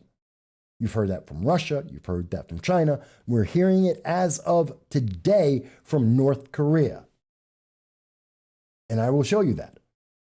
It's a statement. It tells you something. Let me catch up to some notes here. And I know, Jim, you've had a lot to say. There's a lot of comments there. I'm going to read that a little bit later and respond back to it, Jim Zecca. Mavis mentions the problem is if you post an article that is considered conservative, leftists automatically dismiss it. And that is the problem. Because I don't. It's very hard to anyway. I'm never discounting them. Matter of fact, most of this, when I'm showing you sources, this is the left. I'm showing you their words, both in their statements, their tweets, their comments, their commentary, and the facts. And this is what they're saying. This is their own language. I'm just giving them the consequences. I'm trying to highlight these are the consequences of what they are saying. The consequence of saying that that racism is good if it's this group versus that group. There is a consequence to that. And I am pointing it out. And part of that is the violent protests we have seen around our nation, even as people use that as a reason to be elected. We're seeing that using people and saying that you are intrinsically evil because you were born of a certain color, and to make up for that, put my people in power. These people who are there to use you and don't care if you give your consent, as we saw in the school board here in Binghamton under BLM and plot and citizen action, as video has proven, then you know what? That is a problem. This is the problem. The left needs to hear this. I'm not saying they need to like it. I don't care if they like it. I'm not telling them that they have to approve of everything, but they must consider it, because not doing so allows America to fall into a pitfall of these consequences that we cannot escape and will only build for the next decade, as the kids who are being taught this right now will become our leaders in the future, and this is all that they will know. Do what the government says. Don't think if you're a certain color, you don't get a voice.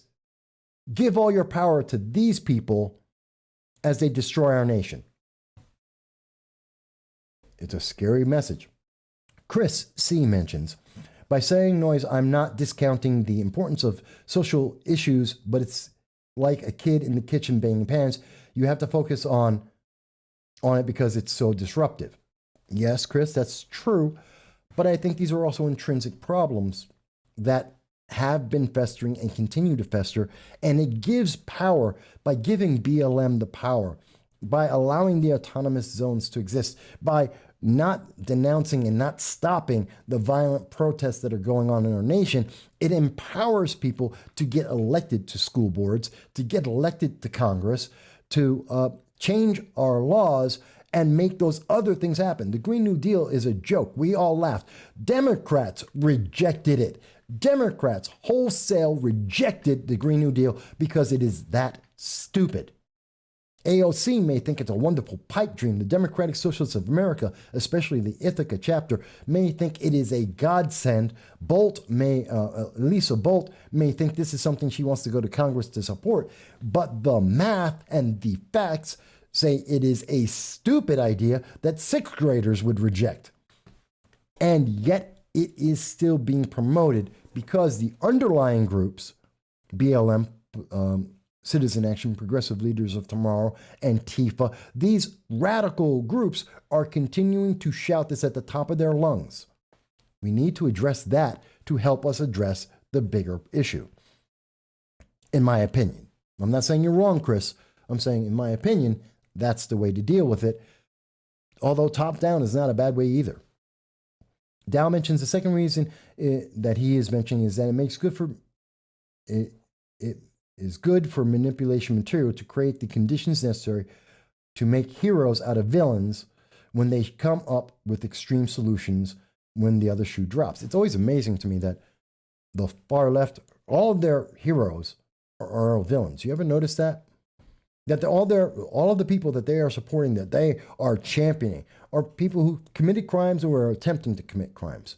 Micaiah Bryant was in the process of stabbing a woman, probably to death, when she was stopped by police. She's a hero. We have Brianna, I forget her last name, who was helping to sell drugs and was aiding and abetting individuals who were selling drugs, poison, to children. She's a hero. George Floyd, an addicted criminal, violent felon, he's a hero. Jacob Blake is a violent rapist or attempted rapist. Let me use that legal term. He was an attempted rapist who had orders of protection against him, who, as some have said in the media, was attempting to steal his children and was violently resisting arrest. He's a hero. Do you notice the trend of all these people that we're mentioning throughout different parts of time, throughout different parts of the nation, and over again? These are criminals, often very high, usually very often involving drugs, that are misusing other human beings, and these are their heroes. And we're supposed to say, oh, that's fantastic. These are angels. Micaiah Bryant was an angel who tried to stab someone, made TikTok videos on doing makeup in between stabbings. And this is a hero? There's something wrong here, folks. I mean, this is intrinsic. If you're not seeing this, that's okay. Tell me why you're not seeing it. Maybe it's the way I'm explaining it. If what I'm saying and the facts and the evidence I am giving you, a preponderance of evidence that is being pulled from the news media, the left-leaning news media. I am using their sources, and I am telling you this, and look at the consequences of what's happening. If you think I'm wrong, please, I want to see that argument. I want you to call into 607-242-1582. The phone is on. It is live. I'm waiting for your words. And I know that the internet overlords are trying to delay this and make it harder for you to see anything. Chris goes on to say the border was being fixed. It was being fixed.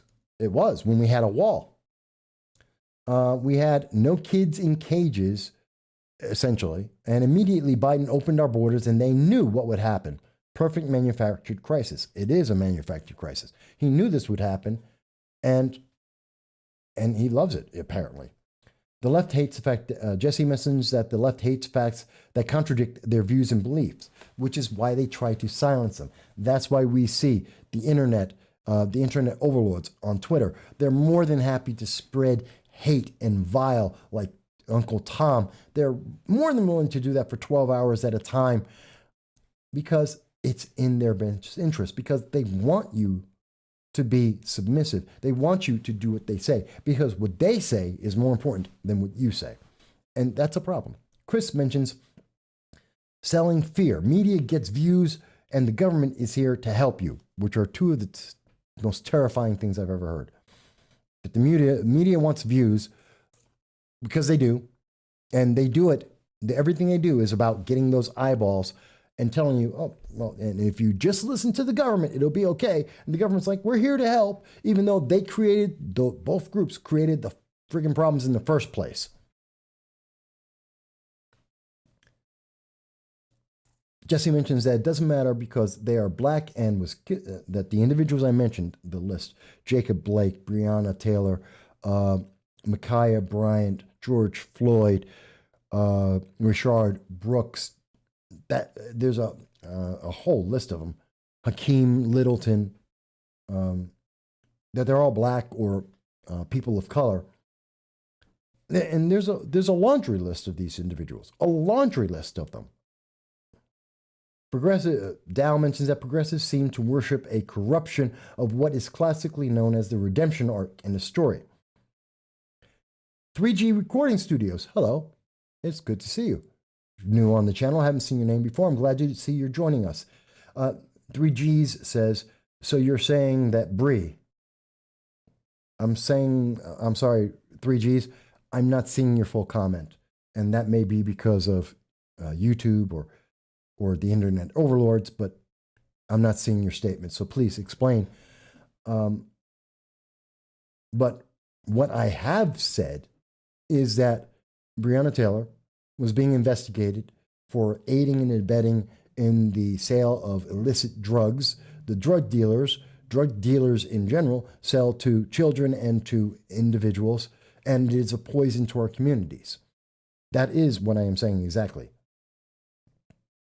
Yes, I am saying that. And I am saying that that's why the police came to her home with a warrant and why they were investigating her home for harboring individuals, drug dealers, and potentially drugs. That's why she was under investigation. And the investigation was to determine how much support, if at all, that she was providing to drug dealers and criminals who were breaking the law. That is a fact. That is what they were looking at when they gave the warrant. And that's why they gave the warrant. So I understand people want to praise these people's names, but let's look at them as they are. I understand every mother in the world will say their child is an innocent angel. That doesn't mean it's true. I understand that BLM and Antifa and Progressive Leaders of Tomorrow and the far left will say that she was an angel, but that doesn't mean she is. They have a political agenda. And yes, I'm saying her boyfriend, ex-boyfriend, and potentially the new boyfriend, as I read in several of the reports, were possibly involved in drugs and drug dealing. And she didn't turn them in. She did support them in those efforts. That's a crime. Accessory to the fact. Perhaps you disagree with my wording. It doesn't change. If my wording seems inexact to you, fair enough. But her help is what caused the problem. And that is the fact. She was investigated because of her aiding and abetting a drug dealer. And I have seen reports from CNBC, as I recall, where it was questioned whether or not she had also participated. And that's part of what they were investigating at that time. Now, does that match with the image of an angel that has been put out there? No. Am I saying she should be dead? No. Don't misunderstand. I'm not saying any of these individuals should be dead. I have not requested that. I have not supported that. I have not suggested that in any way, shape, or form. There is a difference. I do believe that they were complicit and their actions led to the consequences they received. And I do believe that they are being used by the media and by political and quasi-political groups to amass money and to deceive the public because it sells really well. It sounds great. It's a great slogan. It's not accurate. And we need to look at these people honestly. When Rayshard Brooks got into a fight with police who were trying to arrest him because he was drunk and disorderly and trying to drive a vehicle while drunk, he caused his death when he was running away, armed himself and running away. When Dante Wright tried to break away from police for being arrested for his alleged violent crime with a gun, he caused his death. When all of these cases, each and every time, we're seeing that fight, they were resisting arrest. They were fighting the crimes that they were alleged to have done over and over and over again, often with videotape of them committing further crimes, and that led to their deaths.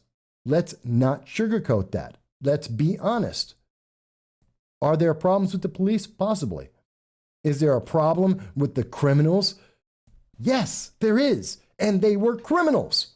And they were engaged in crime. Let's not sugarcoat it. Jesse mentions harboring criminals is a crime. Yes. Dow says, through the course of the investigation, they may have found Breonna Taylor was an innocent bystander. They were there to ascertain whether she was an accomplice to a crime. Yes. I'm not saying that she didn't die innocently, but that doesn't change the fact that they were at her house, not because she was some random human being. She was involved in the process. She had aided and abetted in crimes, which makes her a criminal.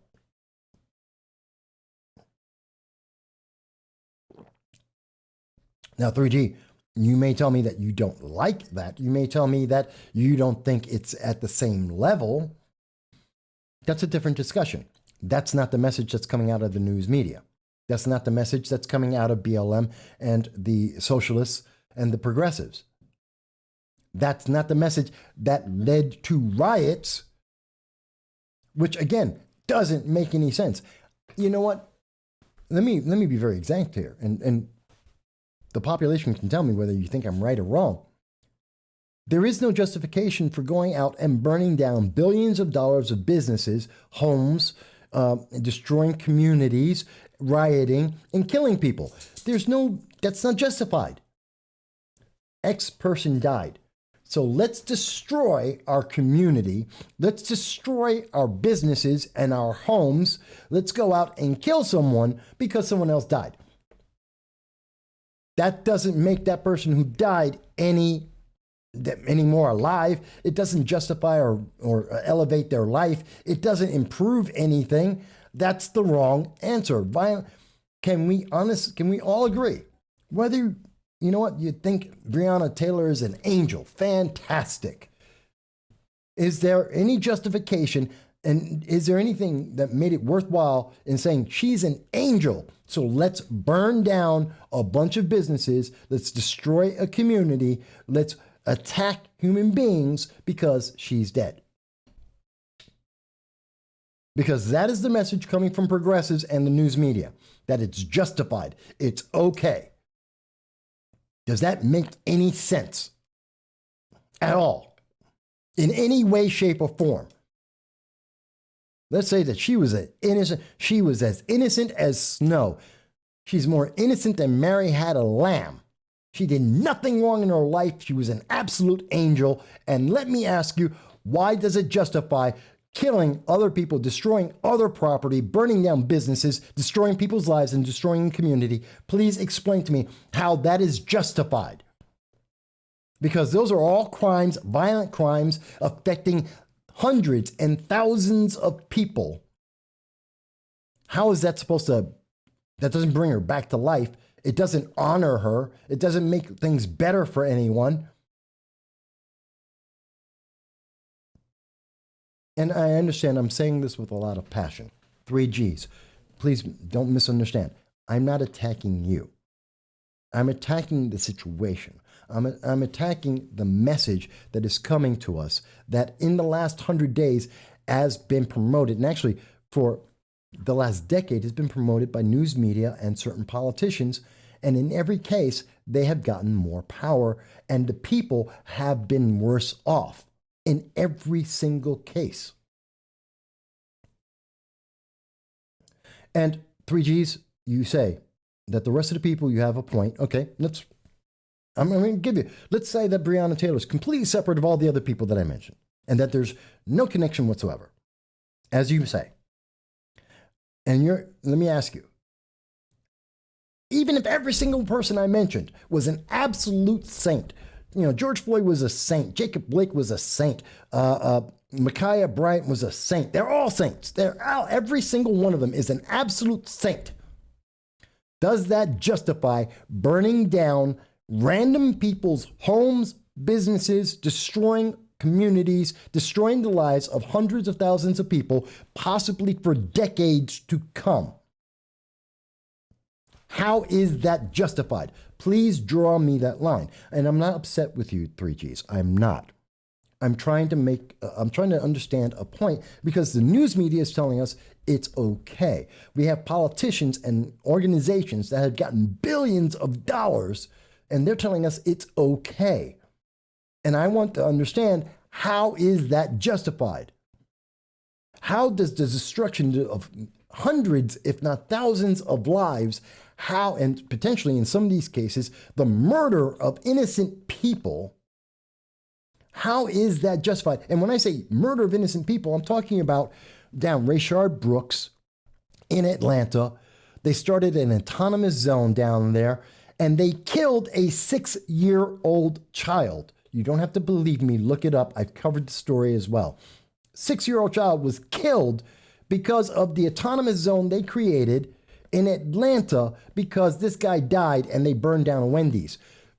How does that, because Rayshard Brooks died, let's call him Saint Rayshard Brooks. He died. How does killing a 6-year-old child help? How does that make it justified? And then to answer the second part of your question, or the statement you made, is they don't shoot white people ever. That is a lie. That is absolutely, well, let me, I'm not saying that you're lying. Let me correct that, 3Gs. That is absolutely factually documented wrong. And I understand Alexandria Ocasio-Cortez, according to 60 Minutes, doesn't believe in being factually, numerically, exactly, semantically correct. She believes in feelings, but the fact is, and the facts are, that there are 2 times as many people who are white, if not 3 times as many people who are white, who have been shot by police every year, compared side by side every single year. At least 2 to 3 times as many people have been shot. And again, that also means when they are unarmed. There are about 2 times as many people, including in this year right now, 2 times as many people who were white who were shot by police and unarmed than they were black. The difference is the news media doesn't make a national story out of it. They don't blast it across the news. And if you notice, the news media only tells you the story as long as it takes to get a political benefit. These stories always pop up just before and just after there is a call for, say, gun control.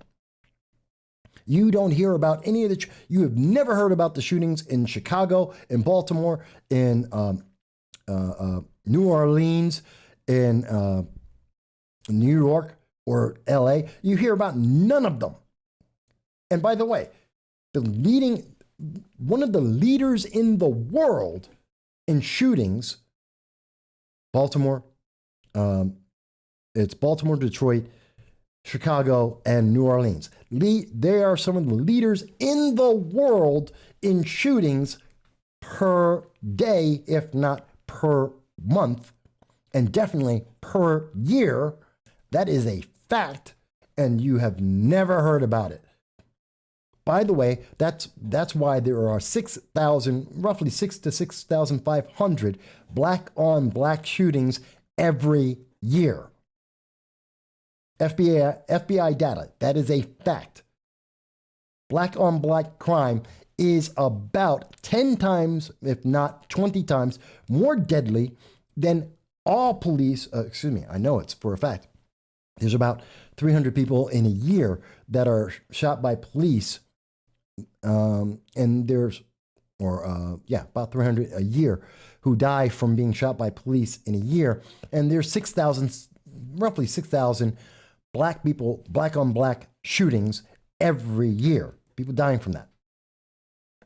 Where's the problem? The 20 black people were killed by a police officer, most of them because they were committing a crime? Or is there, what do you mean 5 times more white?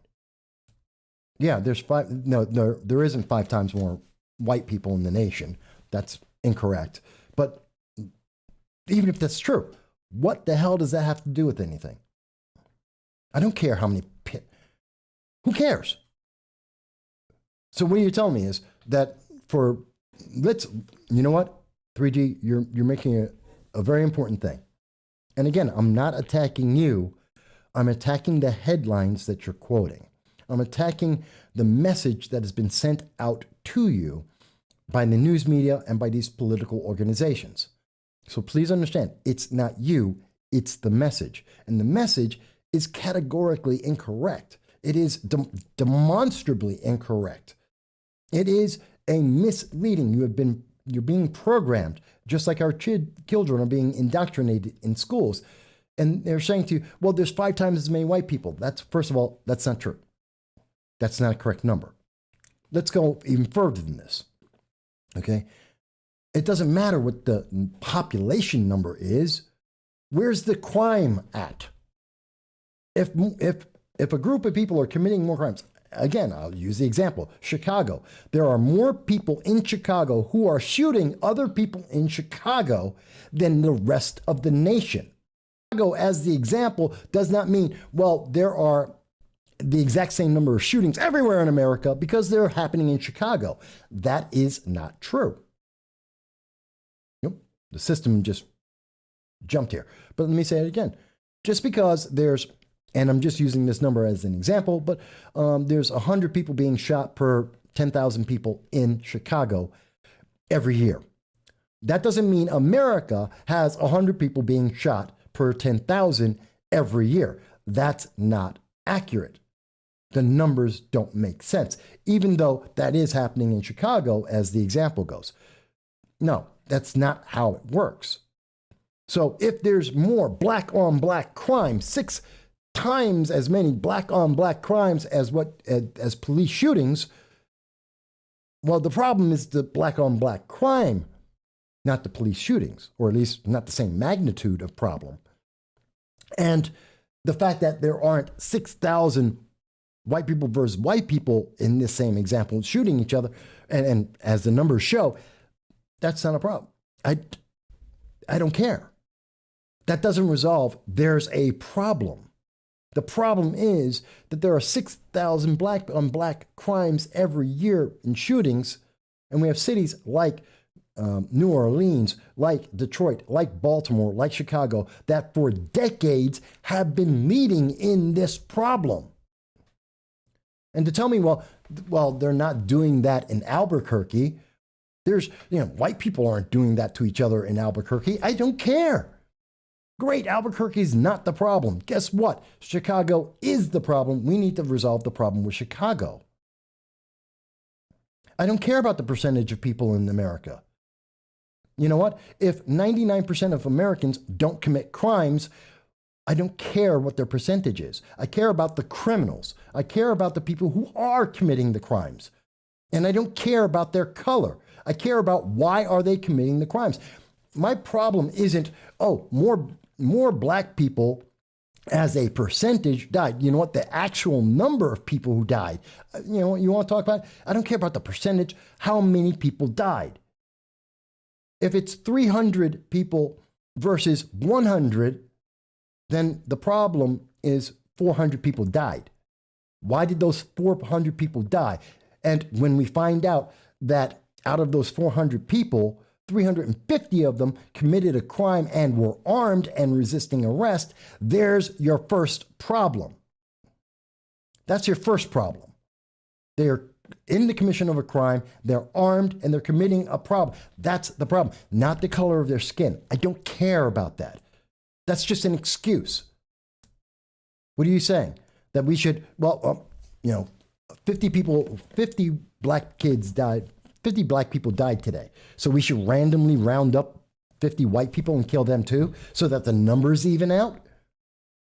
That's stupid. That makes no sense. No one would ever do that. I understand that's the message that the media is trying to make people understand. That's the message that they are saying to people, that those numbers don't even out. We have to even out those numbers. Well, they're not trying to even out the numbers. They're trying to gain power. And they're trying to make you think, they're trying to make you understand something from the wrong point of view. Hey on, folks. Hello, and thank you for calling in to No Soundbites Allowed. I'm your host, Michael Voss. Who is speaking? It's Jesse. How you doing, Mike? Hi, Jesse. How you doing? I'm good. We're just, and I want to make sure, 3 Gs. No one is attacking you. We're attacking the subject matter that you're speaking about and the way that it has been presented by the news media and the politicians. I want to make sure that's clear. Go ahead. Yeah, absolutely. So go ahead. Jesse? Aspect of everything. Huh? So what was the subject that we were on before I called? Because I was on a live feed and I couldn't hear it. We're still talking about the difference in the problem, which some are saying, the media is saying, it's about the percentage of black people who die versus, well, the problem is that people are committing crimes and it's the number of people, and it's more importantly, why are they committing these crimes in the first place? Yeah. when it comes to statistics, it's really I mean, it's just that, the stats. But the problem is that when you give people stats or the right numbers, there's really no argument. I'm not saying I'm not being insensitive towards race or people's living situations or anything like that causes these problems, but it is what it is. And to people to say that the police are systematically racist and they're out to kill all these people and blah blah blah. It's I don't really believe that. It's just anytime there's a situation where a black person or a person of color, excuse me, dies in any kind of police situation, people just abuse it, no matter not doing the research or the reasons why or anything else that led to that whole situation. Well, I agree. I think that's the bigger problem. And again, as I've mentioned, and again, we're going over the summer of 2020, and the big names we heard about are, what you didn't hear about is the white man that was kicked in the head and killed in Austin. What about the guy who got stomped on by a mob and killed in Dallas? What about in Indianapolis when the young mom was killed because she said all lives matter? What about the 6-year-old black kid that got killed at the attempted autonomous zone in Atlanta, or the 16-year-old and the 14-year-old that were shot and killed over in Seattle? The problem is the crime, not their color. Right, exactly. And the problem is that if the news media reported on every crime involved with police or any kind of situation, no matter what color your skin is, that's all you'd hear about all day long. Doesn't matter what color you are. Yeah, I mean, this is a situation when you're a police officer, you're dealing with situations where people are going to get hurt, people are going to get killed because of the situations that the police officers are put into. The only time you ever hear about anything about bad police or people not doing their job or they're untrained is putting them in situations and acting on what they've been trained to do or not properly trained to do. And I think that when people aren't, when they see police react when things aren't, where they could have acted a little bit better, they just politicize the hell out of it. Well, I think it's part of an agenda. I mean, look at the different shootings that we have. When there was a gentleman who was one of the mass shooters, I believe it was Colorado, and everyone was screaming, "Oh, well, it has to be a white guy. It has to be a white guy because they're the only ones who do mass shootings," and the media was promoting that. And as soon as it came out, well, no, he's actually Arabic. Story gone. Right, it was gone. That's because it didn't fit their narrative of what their agenda is. And that's correct. And that's my point is what we're seeing, and we hear about Ma'Khia Bryant as an example. Well, she's an absolute angel. She's a wonderful kid because she makes makeup videos on TikTok. She also tries to stab a human being to death. There's a problem here, and the problem isn't that she made TikTok videos, it's that she tried to kill another human being in front of a police officer. And actually, let's stop at, she tried to kill another human being. There's a problem, but the media is trying to change the story. And so then it goes, well, see, there were no white kids who were shot trying to stab someone to death in front of a police officer. Well, right. And when I called in last week, we had this exact same conversation about this whole situation, and the fact that I pointed out that officer literally had 2 seconds to respond to that situation, and if he didn't, that woman in pink would be dead. Well, you know what? I want to look at this from a different point of view. What's the percentage of Asians that are trying to stab people in front of police? How about what is the number of Native American Indians who are trying to stab people in front of the police? What is the percentage of people who are Hispanic who are trying to stab people in front of police? If you want to make it like that, then what? And if those numbers aren't exactly the same as black people trying to stab people in front of the police, should we then have more people stab other people in front of the police so the numbers even out? Because that would be stupid, wouldn't it?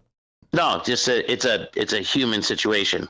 Doesn't matter race, gender, background, whatever. I mean, if you're committing a crime, especially, you know, a murderous type of crime against another human being, then there's just, it doesn't matter who or where you're from or what you are. You're engaging, trying to kill someone. Now, let me ask this. If it were shown that the media or politicians are purposefully hiding that these things are happening more often with the same example I just made about the stabbings, if it were to be shown that, well, they're just hiding that this is happening equally, well, that would be a crime and that would be a problem, right? Yeah, that would. And, you know, to be honest with you, like, I lived all over the country. I lived in Seattle, San Francisco, Las Vegas, DC. And I'll tell you, I mean, there's gangs in every walk of life. Yes. And there is crime that you wouldn't believe that never gets reported in all these walks of life, especially Asians in San Francisco, loads of Asian gangs. Oh, wait a minute. I mean, like shootings, stabbings that, you know, I mean, one second here, because 3Gs is just said, I see what's going on. And 3Gs, what I'm doing is I'm explaining and going over the details of what you have said and some of the misunderstandings of the numbers that you have put out. Jesse is talking about his personal experiences as well. What do you think is going on? I know you're saying this in chat. You can call into the show after Jesse's done. So do you think I'm doing something here, Jesse? Have I misrepresented any of the facts so far or any of the numbers? No, I don't think so. I think the fact that when you present things to people, they might not agree with you. And I don't know if that's feelings or they're being biased or whatnot, but like you have to put that aside when you're having a conversation with someone, especially this type of conversation. You know, like I said, there was tons of crime. And I live in San Francisco. I used to go to Oakland all the time. And I'm telling you, man, there was plenty of violence, gang violence on all fronts. There was Latinos, there was Asians, there was, you know, black, whatever you want to say.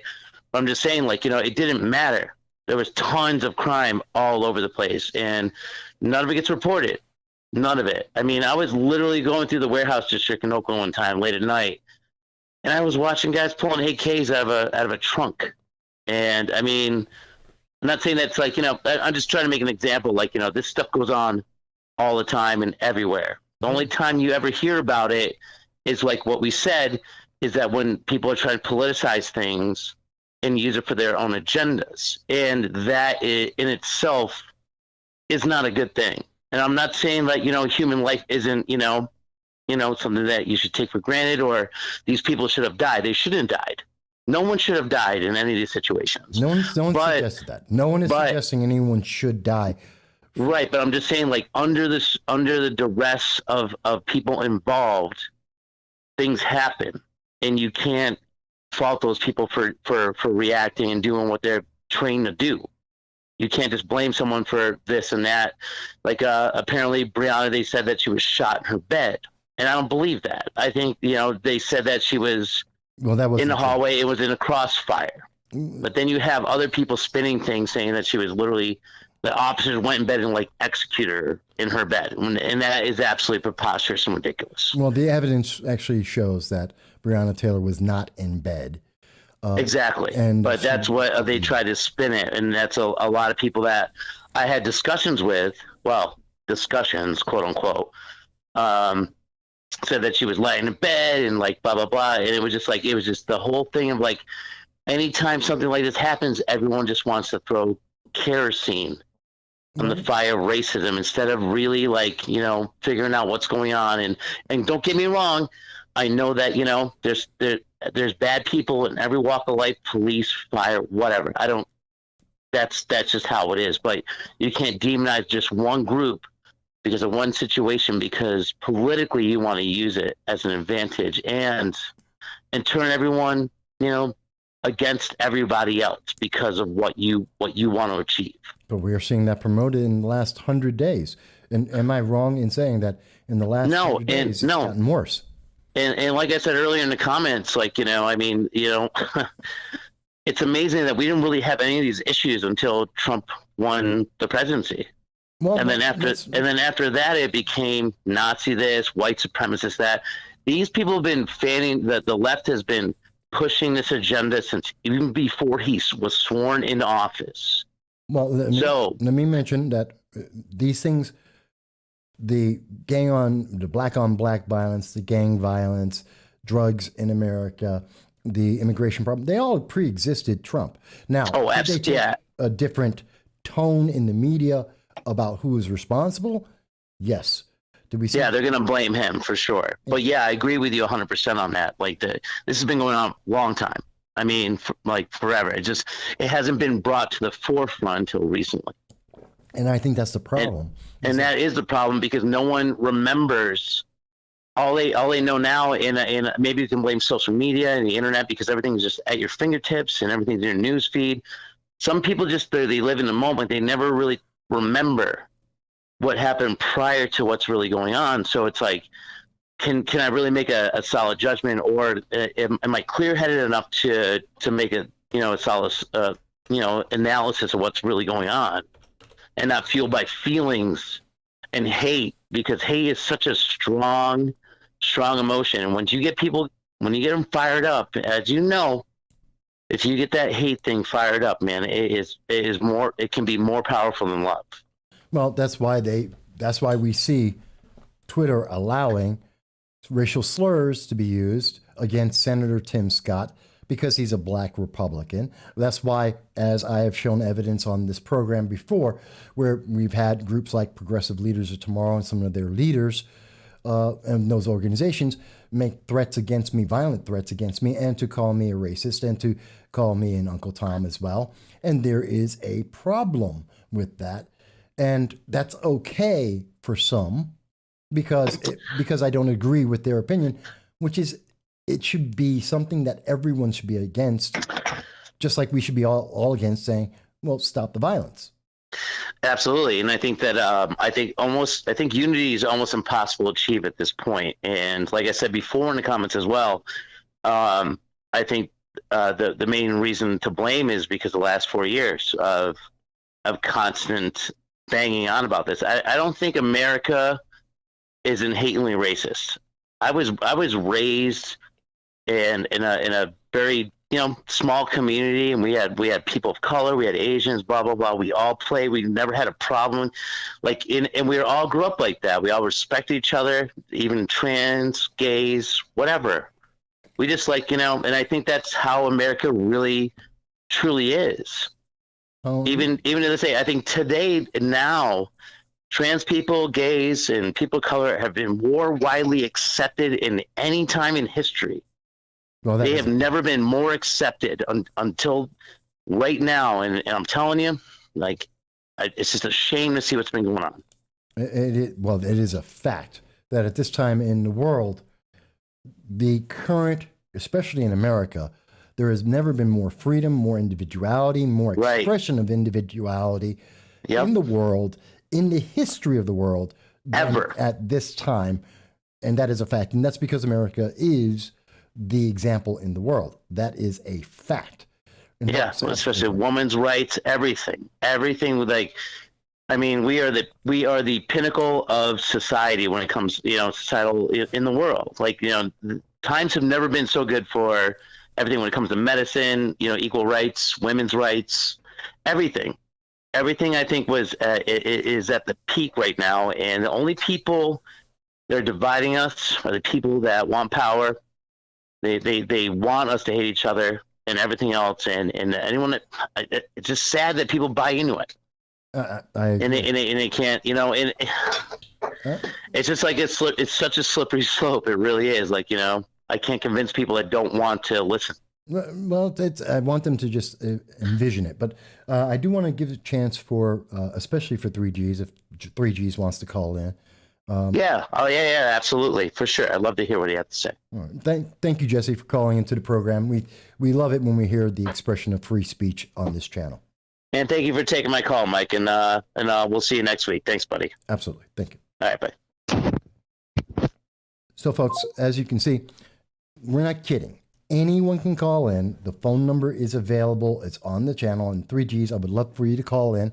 Again, I'm not attacking you.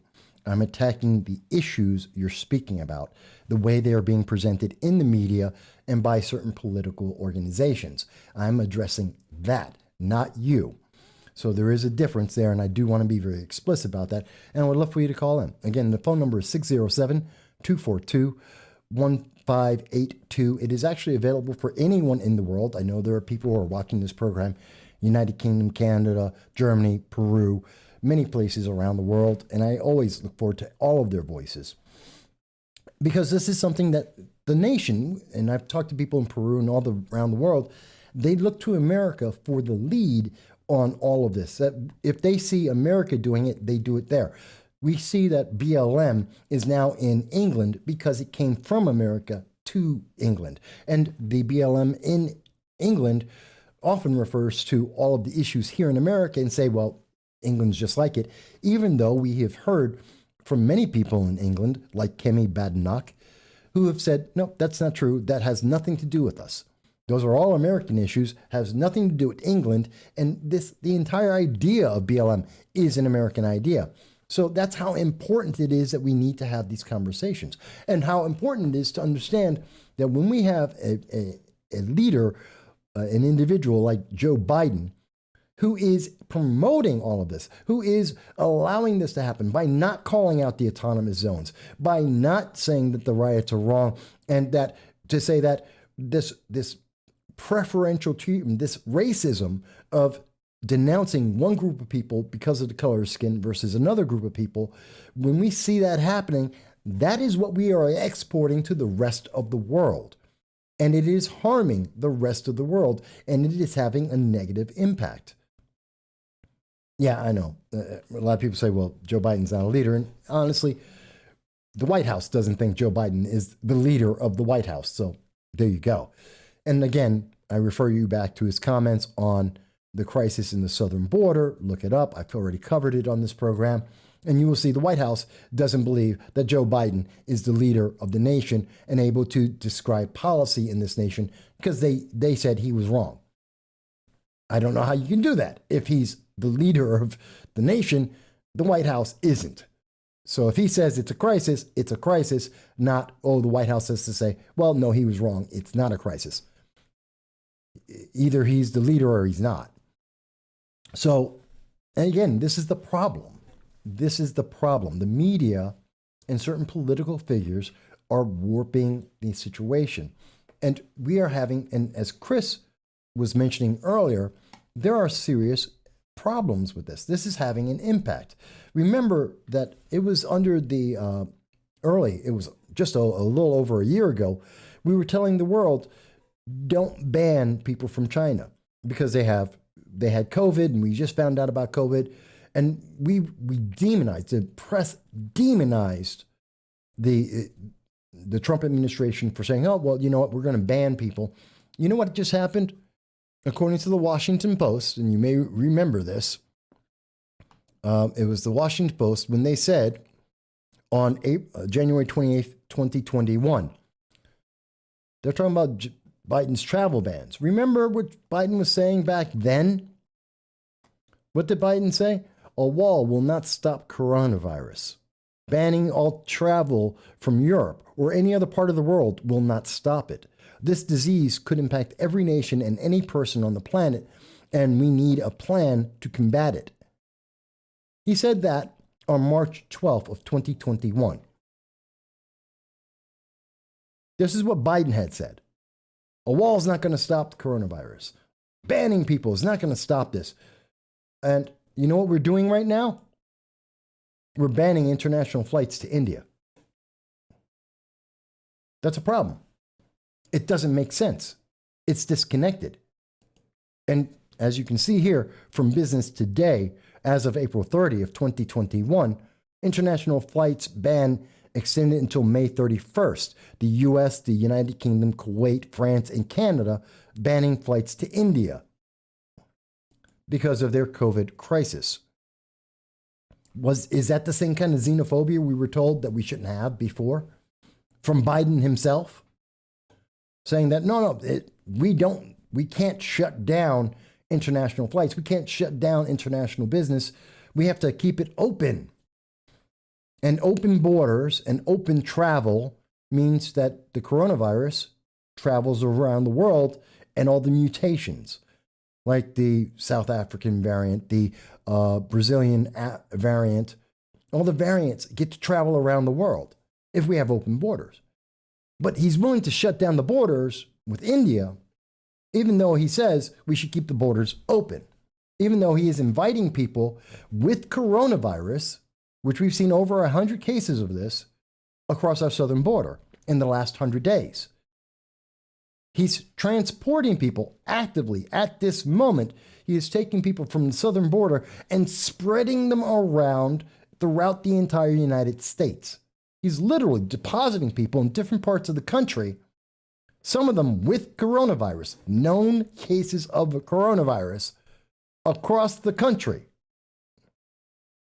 How is that not dangerous? And then he's saying, but if you're in India, you can't come to America. We have an open border, but you legally can't fly over here because of coronavirus. But if you come through our southern border, we'll let you in and we will ship you to different parts of the country with that coronavirus. Does this make sense? This is the 100 days of Biden.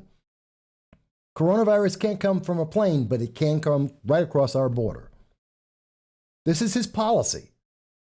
And if you're thinking that's stupid, that doesn't make sense, I agree with you, but the Biden administration doesn't. You can't fly into America on a plane from India, but if you take that plane into Mexico and then walk across our border, that's okay, and we will accept you in our nation. That is the Biden policy. That is Kamala Harris handling the southern border. Literally, if you fly to Mexico and walk across the American southern border, you will be accepted into America. If you try and fly from India directly into the United States, they'll say, no, you can't do that. How is this helping anyone? How is this a comprehensive plan? This is the Biden plan? Does this make any sense? Is this actually making people better? Because it doesn't make sense to me. These are 100 days.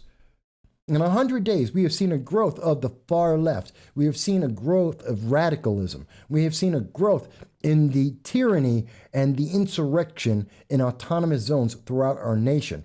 We have seen people justify riots and burning of buildings and attacking people because of the color of their skin, because of political politics. We have seen a promotion in our schools to children as young as 8 years old, the idea of racism. And the Biden administration is perfectly okay with that. In fact, the Biden administration is promoting that. And they are being goaded by people like the Democratic Socialists of America, especially the Ithaca chapter, and Alexandria Ocasio-Cortez, and Ilhan Omar, and Rashida Tlaib, and being promoted to do this, that he needs to go even further. And to add to this chaos, we need to get rid of the police, according to those individuals, because that'll only make, as we have seen, more violence happen in our nation. And yet they're doing it anyway. Just like I showed you, we're seeing it happen anyway, and we're seeing that it's getting worse. And yet we have individuals like Representative Cori Bush who's saying, no, we need more of this.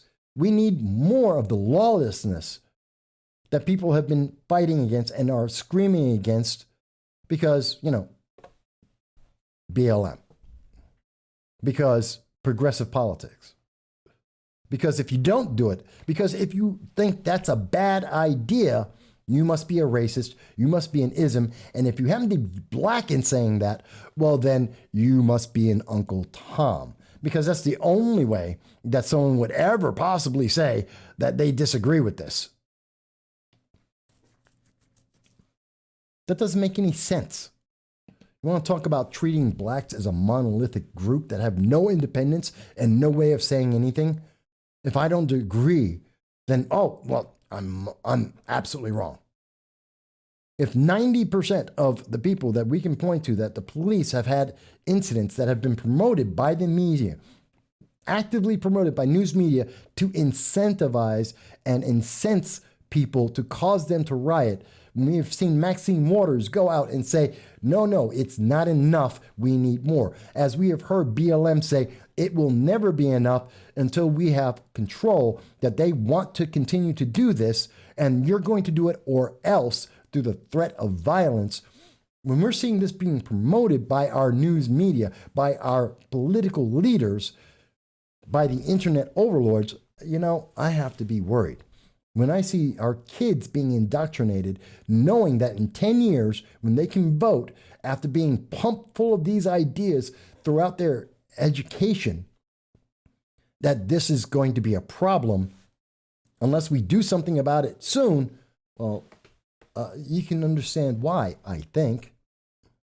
But if you don't, I really want to hear why you think I'm wrong. And I don't want to hear about the headlines that say, well, here's a headline, because you just don't understand. Here's the headline. Here's my feeling. Here's my Alexandria Ocasio-Cortez moment of feeling. I don't care about the feelings. If you feel like Breonna Taylor, like George Floyd, like Jacob Blake, like Rashard Brooks, like Hakeem Littleton, Ricardo Munoz, if you think these people are innocent angels, that's your feeling, that's fantastic. The facts are they're not. Do I wish that they are dead? No. Do I wish they were alive? Sure. And punished properly through the law, but that's not the case. And we're seeing that the underlying problem isn't that they were people of color, it's what they were doing. Trying to attack innocent human beings. In almost all these cases, they're attacking other human beings and or selling drugs and or committing crimes. There's your problem. And we have the Biden administration saying, no, don't look at the crime. Look at the color of someone's skin. And if you don't see that, well, you must be a racist. I'm sorry, isn't the answer to racism saying I don't see someone's color of skin? Because throughout the 80s and early part of the 90s, that was the answer, and life was better.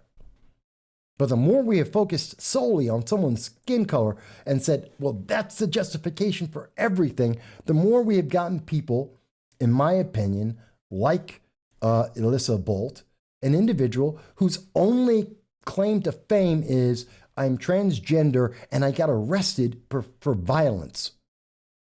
And that's supposed to be the justification? That's the claim to fame? That's the highlight of why we should have someone elected? I don't think that's the case. I think that's the problem. And I don't think electing those kind of people to elected office helps anyone.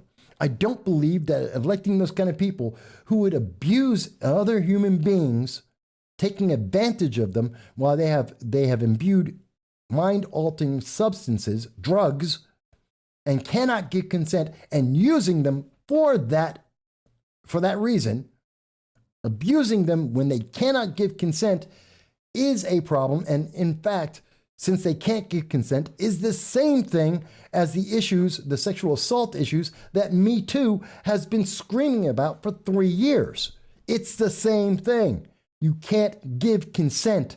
And if you cannot give consent, someone who takes from you at that moment, someone who uses you in that moment, they are a problem, and that person shouldn't be teaching our children. Perhaps I have a brave, different way of looking at that. But yet when I say that, I'm told, like Senator Tim Scott, I'm the racist, that I have a problem because I have sold out. By the way, if I sold out, where's my check? Please show me. Where's my benefit? I don't gain anything from this. I don't work for the Republican Party, the Libertarian Party, the Conservative Party. I don't work for anybody. I work for myself. I lose money doing this every year. So please tell me, where's my benefit? I'm the one who gets attacked when I go out to cover events.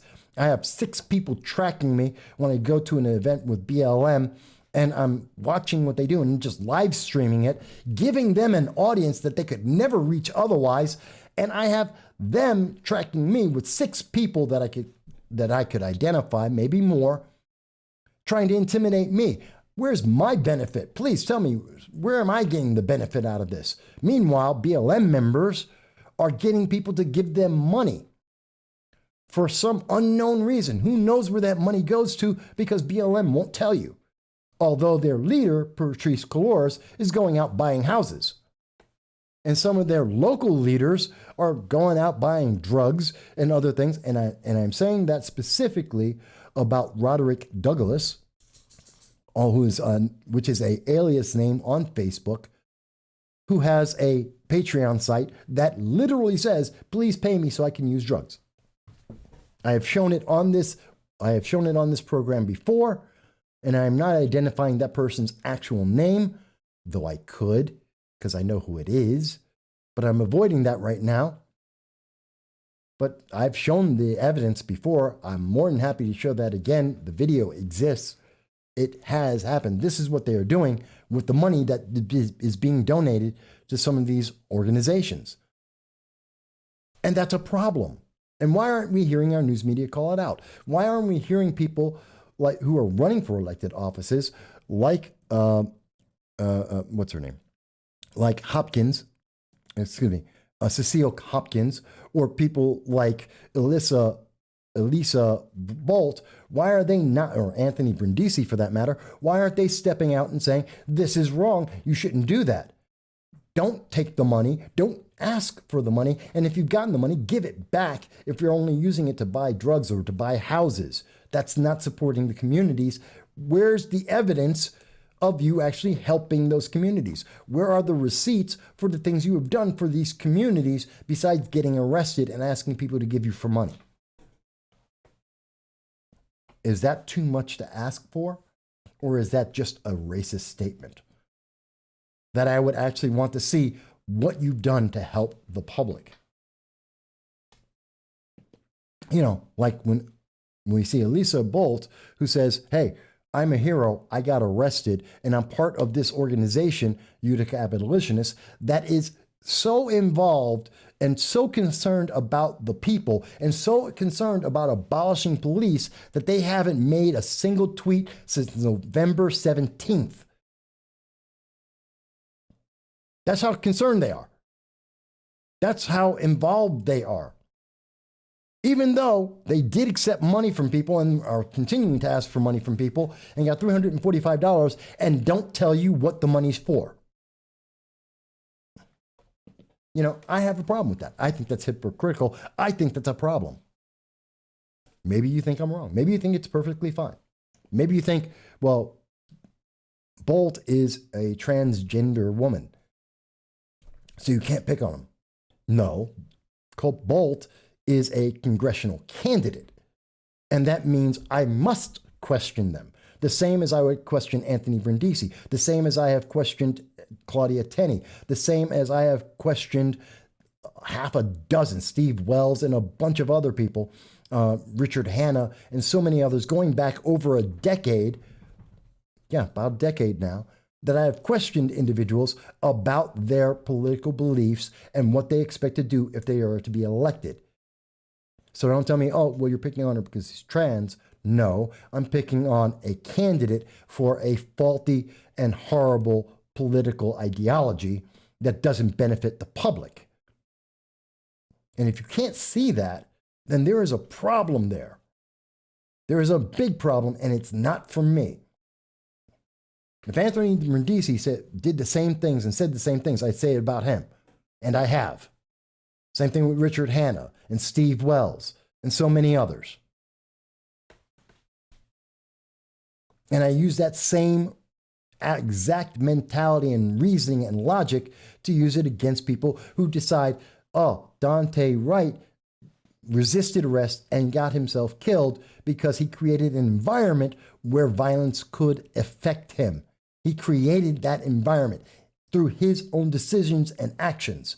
And I hold him as accountable as I hold the police officer that did in fact shoot him and should not have shot him, which I have said publicly before and I say again. Because we have to hold all parties responsible for their part in it. Ma'Khia Bryant is wrong because she tried to stab someone. Not because there was a police officer there, not because the officer was white or black, but because she was in the middle of stabbing someone. And, maybe you think, well, LeBron James said, well, LeBron James is a basketball player. That's all he does. LeBron James is not a police officer. LeBron James didn't try and stop this. LeBron James doesn't live in the ghetto. He doesn't live in your community or my community. He lives in a separate, well-protected home outside of everyone else because he's a multimillionaire, because he entertains people, or at least that's what he's supposed to be doing. So I don't care what LeBron James has to say. He's not a hero. He's an entertainer. He plays a game. If he wants to get any other recognition from me, he needs to do more than just play a game. Let's qualify the sources we are using. Let's also hold them accountable. When Maxine Waters calls for violence, as she has done multiple times, let's hold her just as accountable as the people who are saying that Trump caused violence. Because guess what? If I put the words of Maxine Waters against the words of Donald Trump, I guarantee you I can show you a line from Maxine Waters and what she said and the violence that happened as opposed to Trump. And you say, well, no violence ever came from when Maxine Waters said it. Yes, there is. She said it an hour later. There were National Guard and police officers who were being shot. An hour after she said it. 2 weeks ago. So again, all of this is happening in the first 100 days of the Biden administration. So how is the Biden administration doing? We have increased. Oh, I didn't get a chance to show you that we have a problem with North Korea now. And I do. We have an economy, as I mentioned before, the economy is going down. We see it. You don't have to believe me. You don't have to think I'm right because it's in the Wall Street Journal. You may say, Mike, you're just not smart enough to know that. Guess what? Warren Buffett is smart enough to know that. He's now saying it too. We're seeing our economy be destroyed. Be destroyed. But I want to address the fact, just like I mentioned, that we had a choice in February 28th of being able to see we're getting free money. Meanwhile, in the Middle East, as Chris had mentioned earlier, we're missing the big picture. It's here's free money. Pay attention to that. Meanwhile, we're watching the Biden administration increase tensions in the Middle East, in China, in Russia, and North Korea. And when I say North Korea, let me make it very clear. According to CNN, again, the left, someone who would actually protect Joe Biden, they're saying that North Korea warns of a crisis beyond control, that he has heated statements. And this is it. This is what North Korea has to say. And this is how much respect they have for Joe Biden, who as vice president knows these individuals, has dealt with them. This is what the experience people have had with Joe Biden. This is how important they think it is, how much respect they have for Joe Biden. North Korea says, the U.S., where innocent people lose their lives to social inequality and racism every day. That's a BLM talking point. Where 580,000 people died of the coronavirus, which is a talking point of the Democratic Party, is itself a human rights wasteland. Took their words and used it right against them. Kwang Jung-jun, the Director General of the Department of U.S. Affairs, North Korea, says Biden's remarks on North Korea during his speech were a big blunder. Oh, Joe Biden screwed up. Coming from the U.S. Affairs at North Korea's foreign ministry, the U.S. Department of the U.S. Affairs, our ambassador, essentially. Well, not the ambassador, but an agent of the ambassador. Yeah, Biden screwed up and made things worse. His big blunder. That was indicative of an outdated policy from Cold War-minded perspective and viewpoint. We're going back in history. The Biden administration is literally taking us back in history with North Korea and increasing the tensions we have with a nuclear power, a very homicidal nuclear power that is technically still at war with the United States. Quote, his statement clearly reflects his intent to keep enforcing the hostile policy towards North Korea as it has been done by the U.S. for over half a century.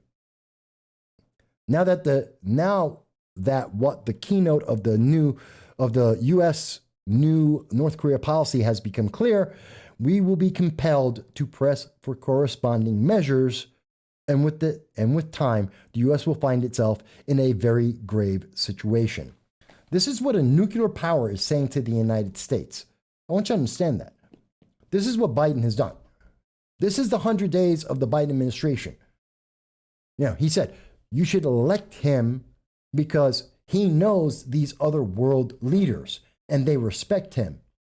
And those world leaders are echoing the same comments. In fact, North Korea is copying the exact statements made by China, and Xi Jinping, the president of the communist leader of China, said the exact same thing, used the very same statements from BLM and from the Democratic Party against the United States. We are destroying our own nation with these progressive socialist ideologies. They're countries that would love to see us fall apart are using those statements to bolster as they attack America and threaten attacks on America. This is the 100 days of the Biden administration.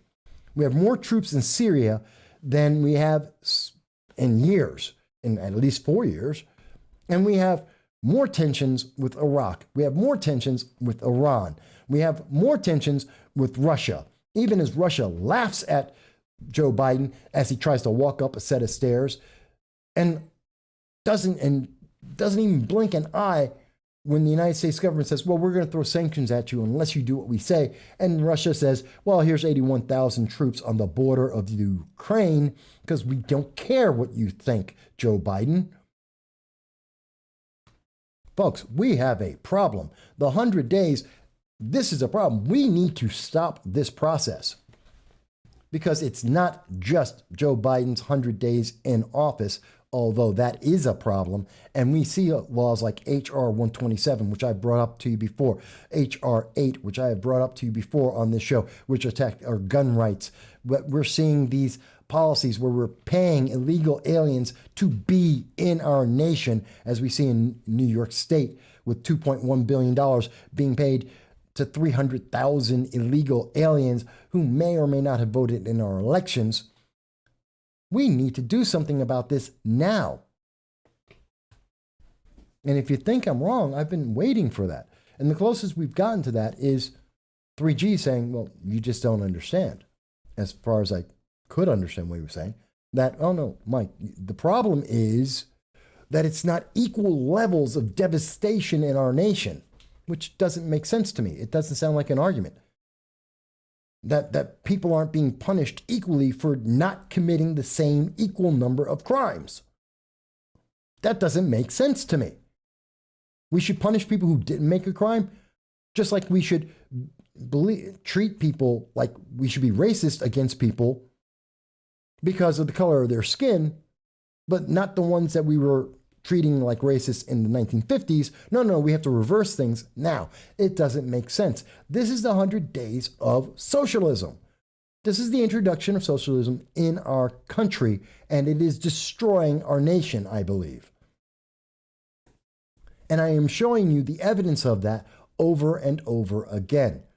What's happening with North Korea is not new. It started on January 21st, when Joe Biden sent troops into Syria, increasing the number of troops that America had there. It's only been growing since that moment. It's only been growing as we've been seeing Joe Biden attack Putin over and over again, and Putin laughing at Joe Biden as he does it. That we see China laughing at Joe Biden, and therefore the United States, as he says, we're strong and you can't do these genocide. Matter of fact, he won't even say. Joe Biden won't even say there's a genocide in China right now and you should stop. He hasn't said that. So why is China going to stop? And watching that happen, now North Korea, who have nuclear weapons, is looking at the United States and saying, hey, get ready for some very grave situations because we have no respect for Joe Biden. And he's made the situation worse, not better. And your kids are being taught that the Biden way, the socialist progressive way, is the best idea possible.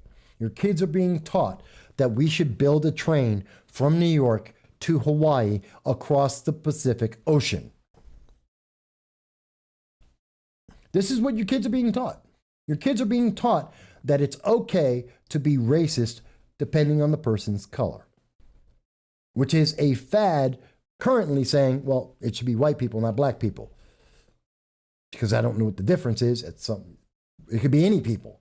It's racist. And our kids are being taught this. And we have people who are trying to get into Congress with the claim to fame being, I did something really, really violent, and therefore I should be elected because I'm just like you. And I have to say, no, you're not.